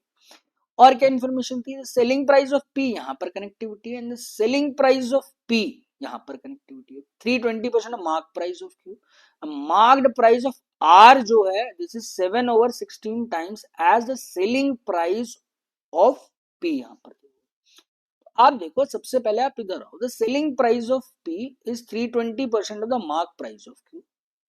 भाई पी का सेलिंग प्राइस जो है ना, 320%, 320/100 ओवर 10 में करूंगा, this is what the marked price of P आपका दिया हुआ है। तो पी का सेलिंग प्राइस और marked price of Q, marked price of Q, है ना, मार्क प्राइस ऑफ क्यू, क्या यहाँ पर रेशियो आ गया भैया 32 और यहाँ पर कितना आ रहा है मेरे पास 10। 32 और 10 ले लो, 16 और 5 ले लो, आपकी चॉइस यहाँ पर दी हुई है, ठीक है। बट आप समझना, मैं रेशियो को इसलिए स्टार्टिंग में नहीं लिख रहा ताकि क्या है कि बार बार मुझे मिटाना ना पड़े। अब आप यहाँ से देखो ना, क्यू का मेरे पास 50% मैंने मार्कअप किया हो, है ना, तो 2x और 3x यहाँ पर रहा होगा इसके सीपी और एमआरपी का, ठीक है। यहाँ पर एमआरपी 10 है, आप क्या करो, इसको 30 ले लो, इसको क्या ले लो 96 ले लो। सिर्फ मैंने रेशियो बैलेंस किया और कुछ बैलेंस नहीं किया। अब आपकी सारी कनेक्टिविटी होती चली जाएगी, ठीक है। समझना, मैं दोबारा समझा देता हूं भाई। पी का जो सेलिंग प्राइस है ना, और मार्क्ड प्राइस, क्यू का जो मार्क्ड प्राइस है उसका रेशियो आपको 32/10 दिया है ना। और इसने ये दिया था कि सीपी और एमआरपी का क्यू का रेशियो 50% बढ़ाओगे तो 3x, यानी ये 3 का मल्टीपल होना चाहिए एमआरपी। मैंने किया क्यू का एमआरपी को इसको 3 से मल्टीप्लाई कर लिया। अब इसे फाइनल 96x ले लो, इसे आप क्या ले लो 30x ले लो, ठीक है। बस क्या है कि केसलेट है ना, तो इंटरकनेक्टिविटी स्टेटमेंट कौन सी स्टेटमेंट पहली के साथ फोर्थ कंफर्टेबल रहेगी, सेकंड कंफर्टेबल रहेगी, है ना, तो वो आपसे मैंने इसलिए एक्सप्लेन कर दिया इतना। मैंने एक भी शब्द मैंने अभी यहाँ पर नहीं लिखा, इसलिए क्योंकि बार बार मुझे रेशियो चेंज ना करना पड़े, पहले सारा डाटा पढ़ लिया, अब मेरे पास कनेक्टिविटी बनती चली जाएगी। अब आप बहुत नॉर्मल है, जहां मर्जी जैसे मर्जी से उठा लो। सबसे पहले तो आप देखो क्यू पे, क्या मैं इसको क्यू को 30x लिख सकता हूँ? ये कैसे आया होगा, इसको 50% मार्कअप किया होगा, तो this is equal to simple 20x है। 20% का डिस्काउंट है भाई, 30 का 20% या 80% निकाल दो, क्या ये 24x है, इसमें तो कोई आपत्ति नहीं है, कोई दिक्कत ही नहीं है यहाँ पर, ठीक है। पहले क्यू की सारी ग्रिड फिल कर ली हमने। अब P का सेलिंग प्राइस 96x है, तो भैया P का सेलिंग प्राइस ले लो, this is equal to 96x। अब यहाँ पर इसने एक इंफॉर्मेशन और दी है, क्या R का जो MRP है ना, वो आपका 7/16 टाइम्स है selling price of P। Selling price of P मैंने 96x लिया, तो 6 सत्ते कितना हो गया 42, ये आ गया 42x, इसमें तो कोई दिक्कत नहीं है ना। और क्या जानकारी है मेरे पास, और आप आ जाओ। एस को हमने नो प्रॉफिट नो लॉस पे सोल्व किया है, दैट मींस पी एस का कॉस्ट प्राइस बराबर होगा इसके सेलिंग प्राइस से, है ना, ये अपने को पता होना चाहिए। Article S is sold eight 33.33% discount, है ना। थोड़ा सा मैं इसको क्लीन कर देता हूँ, है ना, ताकि क्या है नंबर्स हम जो आगे लिखेंगे तो उसमें दिक्कत ना हो मेरे पास, ठीक। अब देखो Q और S का तो मार्कअप मेरे पास 50% ऑलरेडी दिया हुआ है ना, और मेरे पास मार्क्ड प्राइस का इसने एक कनेक्टिविटी, एक नंबर भी दे दिया। कौन सा नंबर दिया है कि R और S का जो एवरेज कॉस्ट प्राइस मेरे पास है, marked price of R and S is 765। तो अब आप समझना मैं क्या बोलना चाह रहा हूँ कि आर्टिकल एस को 33.33% डिस्काउंट पे भी आप सोल्ड कर रहे हो, and the profit earned on Q is ₹540 less than the cost price of S. Profit earned on Q is 540 less than the cost price of S. सबसे पहले आप हो, cost price of S is equal to selling price of S. क्यों लिखा मैंने, क्योंकि दोनों पे ना तो प्रॉफिट हो रहा ना ही लॉस हो रहा। ये किसके बराबर है देखना, सबसे पहले प्रॉफिट जो अर्न हुआ होगा क्यू पे वो 540 कम है किससे, कॉस्ट प्राइस ऑफ एस। इसका मतलब कॉस्ट प्राइस ऑफ एस जो होगा वो 540 ज्यादा होगा, किससे ज्यादा होगा, क्यू के प्रॉफिट अर्न से। क्यू में प्रॉफिट अर्न कितना हुआ भाई, मेरे पास ये 20x है, ये 24x है, तो इसका मतलब मैं इसको 4x प्लस 540 लिख सकता हूँ ना, इसमें तो कोई दिक्कत नहीं है। ये ले सेलिंग प्राइस भी आ गया। अब R का और S का MRP 765 एवरेज है, तो क्या R और S का कंबाइंड MRP में लिख सकता हूँ, दिस इज 765 मल्टीप्लाई बाय 2, आपके पास आ जाएगा 2 पंजे 10, 2 छिंग 12 13 और 7 दूनी 14 और एक कितना निकल कर आ जाएगा मेरे पास 15 निकल कर आ जाएगा। क्या ये वाली कहानी क्लियर होती है, 1530 आ जाएगा, R और S का कंबाइंड मेरे पास निकल कर आ जाएगा मेरे भाई, ठीक है। अब दिस इज 1530। अब आप देखो, एक सेकंड रुकना, हाँ, आर और एस का निकल कर आ गया भैया। अब क्या आप एस का मार्क्ड प्राइस निकाल सकते हो, बिल्कुल निकाल सकते हैं। कैसे निकलेगा भैया, कंबाइंड 1530, इसमें से आर का आप हटा दोगे, दिस इज 42x आ जाएगा, ठीक है। ये क्यों निकाला मैंने भैया, निकाल दिया इसलिए क्योंकि यहाँ पर डिस्काउंट का रेशियो है 33.33%, ठीक है। अब आप समझो कि एस का मार्क्ड प्राइस, एस का मार्क्ड प्राइस निकल गया, एस का ही कॉस्ट प्राइस और सेलिंग प्राइस हमारे पास है 540 प्लस 4x, 33.33% डिस्काउंट पे आप सेल कर रहे हो। नेक्स्ट पेज पे मैं इसको सॉल्व कर देता हूँ, ठीक है। मार्क प्राइस था 1530 माइनस का 42x, ये मार्क प्राइस है, ये 33.33% डिस्काउंट पे सेल कर रही हूँ, तो इसका मतलब क्या है, इसका 2/3 अगर मैं कराऊंगा तो ये मेरे पास सेलिंग प्राइस है। ऑलरेडी सीपी और एसपी इसका सेम है, तो सेलिंग प्राइस यहाँ पर भी मेरे पास कितना है, 540 प्लस 4x ये निकल कर, दिस इज 540 प्लस 4x ये निकल कर, ठीक है। अब भैया अब 3 से तो आप इसे कैंसिल आउट करो, है ना, सिर्फ 3 से मैं कैंसिल आउट कर रहा हूँ और कुछ नहीं कर रहा। अगर मैंने इस 3 से कैंसिल आउट किया है तो ये तो आ जाएगा भाई 510 और ये 3 से करूंगा तो 14x, ठीक है। 2 से मेरे भाई आप इसे कैंसिल आउट करोगे, 2 से करूंगा तो 270 प्लस 2x ये निकल कर आ जाएगा, है ना, इसमें तो कोई दिक्कत नहीं है। 510 और 270 तो 14 और 2 कितना आया, 16x, 270 और 230 प्लस 10 240 ये आ गया। x की वैल्यू किसकी इक्वल आ जाएगी, 15 के इक्वल निकल कर आ जाएगी, ठीक है। अब एक ही वेरिएबल था x, इसमें और कोई जानकारी मैं नहीं निकाल सकता, है ना। और लास्ट लाइन हमारे पास रह जाती है, the cost price of s is half as that of p।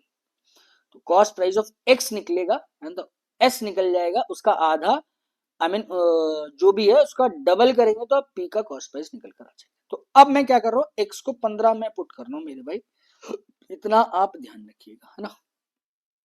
हटाओ इसको, 96 एक्स्ट्रा तो 20 24 और 30 है और ये 42 है, ठीक है, 20 24 30 और 42 है। तो सबसे पहले क्या करो, 96 इंटू 15, 96 इंटू 15 यानी 96 और 48 1440 होता है, ठीक है जी। इसका सेलिंग प्राइस आ जाएगा 1440, ये 20x यानी 300, इसे 50% मैंने मार्कअप किया था तो ये 450 है, 20% का डिस्काउंट दिया था 360 है। सिर्फ कैलकुलेशन कर रहा हूँ और कुछ नहीं कर रहा।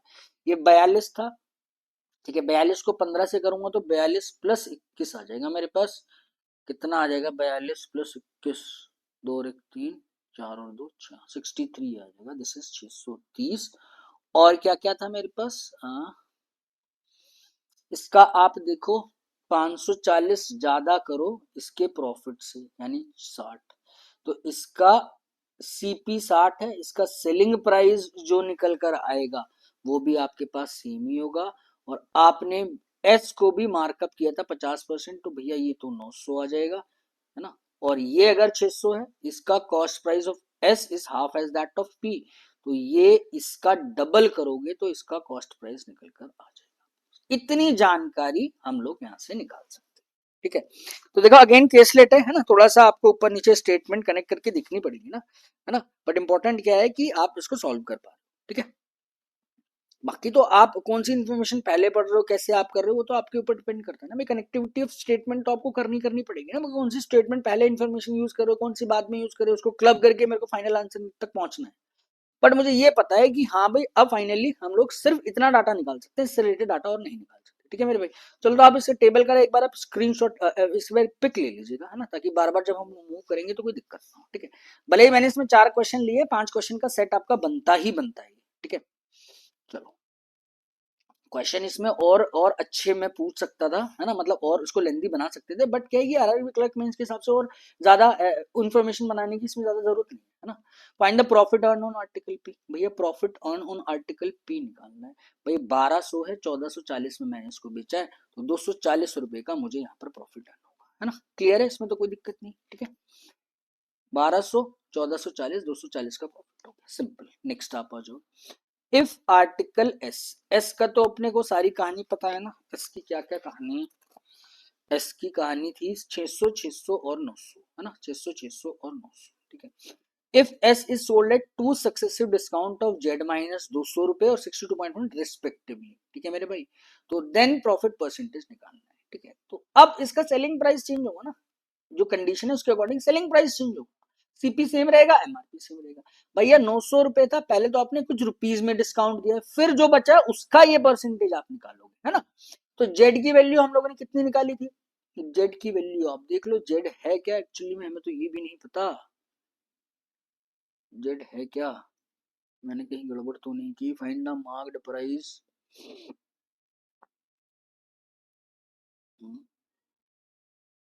जेड क्या दे दिया मेरे भाई इसने, जेड इज अच्छा क्वेश्चन में ही दिया हुआ, मुझे लगा यार कुछ वेरिएबल रखा होगा स्टार्टिंग में तो देख रहे हैं, ठीक है जी। Z is the cost price of article Q, ठीक है। तो cost price of article Q मेरे पास ऑलरेडी 300 है ना। मैंने क्या किया है, इसको 300 माइनस 200 यानी 100 रुपए का तो भाई पहले डिस्काउंट दिया, तो 900 था, 100 का डिस्काउंट दिया तो अब आ गया 800। अब इस 800 पे आपने डिस्काउंट दिया 6.25%, 6.25% 1/16 होता है, यानी 50 रुपए का मैंने और डिस्काउंट दिया, तो मैंने इसको 750 में बेचा होगा। 600 सीपी है, 750 में बेच दिया। ऑब्वियस सी बात है, 150 का कैलकुलेट करोगे 600 पे, 15 चौके 60, this is equal to 25%। I hope ये आपको क्लियर हो गया, ठीक है। चलो नेक्स्ट आ जाओ। The cost price of article R is same as the marked price of Q and it is sold after a discount of 420। तो सबसे पहले आप आओ आर की कहानी पे। आर की क्या क्या इन्फॉर्मेशन थी, 630 है बस आर की, है ना। आर का एमआरपी आपको 630 दिया हुआ है, आपने 420 का डिस्काउंट दे दिया।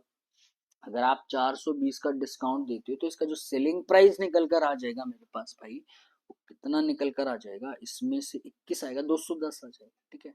और क्या बोल रहा है, cost price of R is same as the mark price of Q. Mark price of Q पर आओ, क्यू का मार्क प्राइस कितना है 450, यहाँ पर आपको दिया, ठीक है। तो निकालना क्या है अपने को, दिस इज 450 सीपी आ जाएगा इसका, ठीक है। तो फाइंड द प्रॉफिट और लॉस परसेंटेज, है ना, जो भी है वो आप देख लेना। प्रॉफिट और लॉस परसेंटेज ही पूछा है इसने, है ना। थोड़ा सा मिस वो हो गया मेरे भाई, टाइपिंग का कुछ रह गया होगा यार एआई से, है ना। तो इसका निकाल लो, सीपी और एसपी का रेशियो आप निकाल लो ना। सीपी और एसपी का रेशियो आप निकाल रहे हो तो 450 और 210 का आप रेशियो देख लो। 15 तो ये आएगा, 7 ये आएगा भाई। 15 का आर्टिकल 7 में बेच दिया, यानी 8 का मुझे लॉस हुआ। 8/15 बहुत आसान है ना। 0.5/15, या तो भैया आप इसे डिवाइड करके देख लो, आपकी चॉइस है। 50% तो ये है ना, ये 1/3 यानी 1/30 है, this is 3.33%। So this is 53.33% is the correct choice, ठीक है।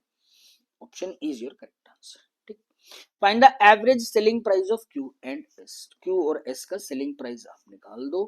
क्यू 360 और दिस इज 600, 960 का आधा करना है ना। क्यू और एस का ही अपने को पता है, दिस इज 360 और 600, 960 का हाफ करूंगा तो 48 मुझे देता है, दिस इज इक्वल टू 480। चलो तो भाई नेक्स्ट आ जाओ, है ना। अब आपके दो क्वेश्चन बचे हुए हैं, 25 और 26। ये आपका ट्रेन का क्वेश्चन दिया हुआ है।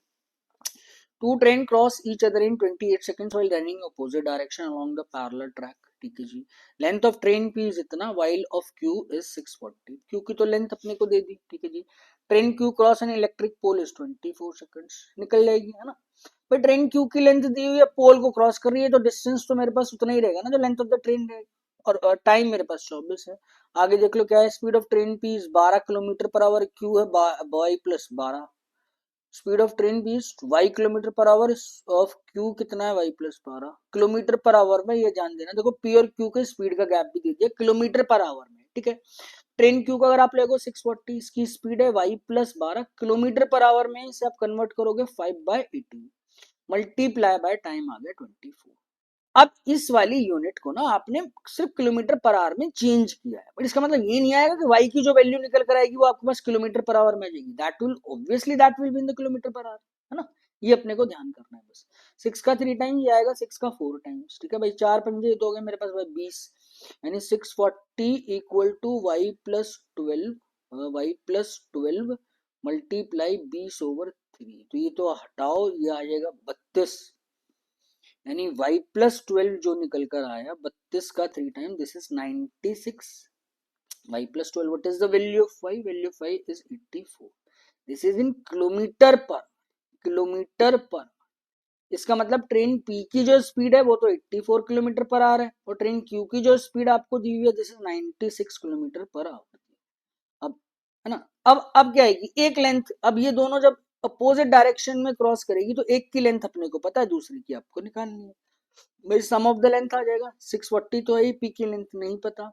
इन दोनों की कंबाइंड स्पीड करोगे, ऑपोजिट डायरेक्शन में स्पीड्स आपके पास ऐड होती चली जाएंगी। 8 6 14, 8 8 16, है ना। 8 8 16 17 1 18 आ जाएगा मेरे पास, 6 4 10, ठीक है जी, 9 9 18, 180 किलोमीटर पर आवर है। 5/18 फिर आप करोगे मल्टीप्लाई, अब टाइम मुझे कितना दिया हुआ है 28 दिया हुआ है ना। बस कैलकुलेशन का थोड़ा सा अपने को ध्यान रखना है। 10 टाइम्स ये आ गया, ठीक है भाई। 280 पंजे कितना हो गया 1400, 1400 में से मुझे 640 आप घटा दोगे, है ना। कहीं कैलकुलेशन मिस्टेक तो नहीं करी मैंने। 640 दिया होता, 640 प्लस पी, इसका 10 टाइम्स तो आएगा 28 पंजे 140, 1400, ठीक तो है। ट्रेन क्यू की लेंथ आपके पास निकल जाएगी भाई। 1400 में से आप 640 घटा दो तो 800 तो भैया यहाँ आ गया, और 40 और घटा दो तो 760 is your correct answer.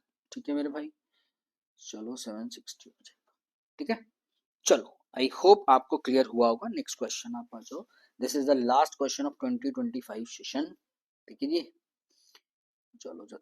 Average age of Arun, Kabir and Nancy is 30 years and the average age of Arun and Nancy together is 15 years when Kabir was born. ये थोड़ा सा इंफॉर्मेशन आपको डील करनी है।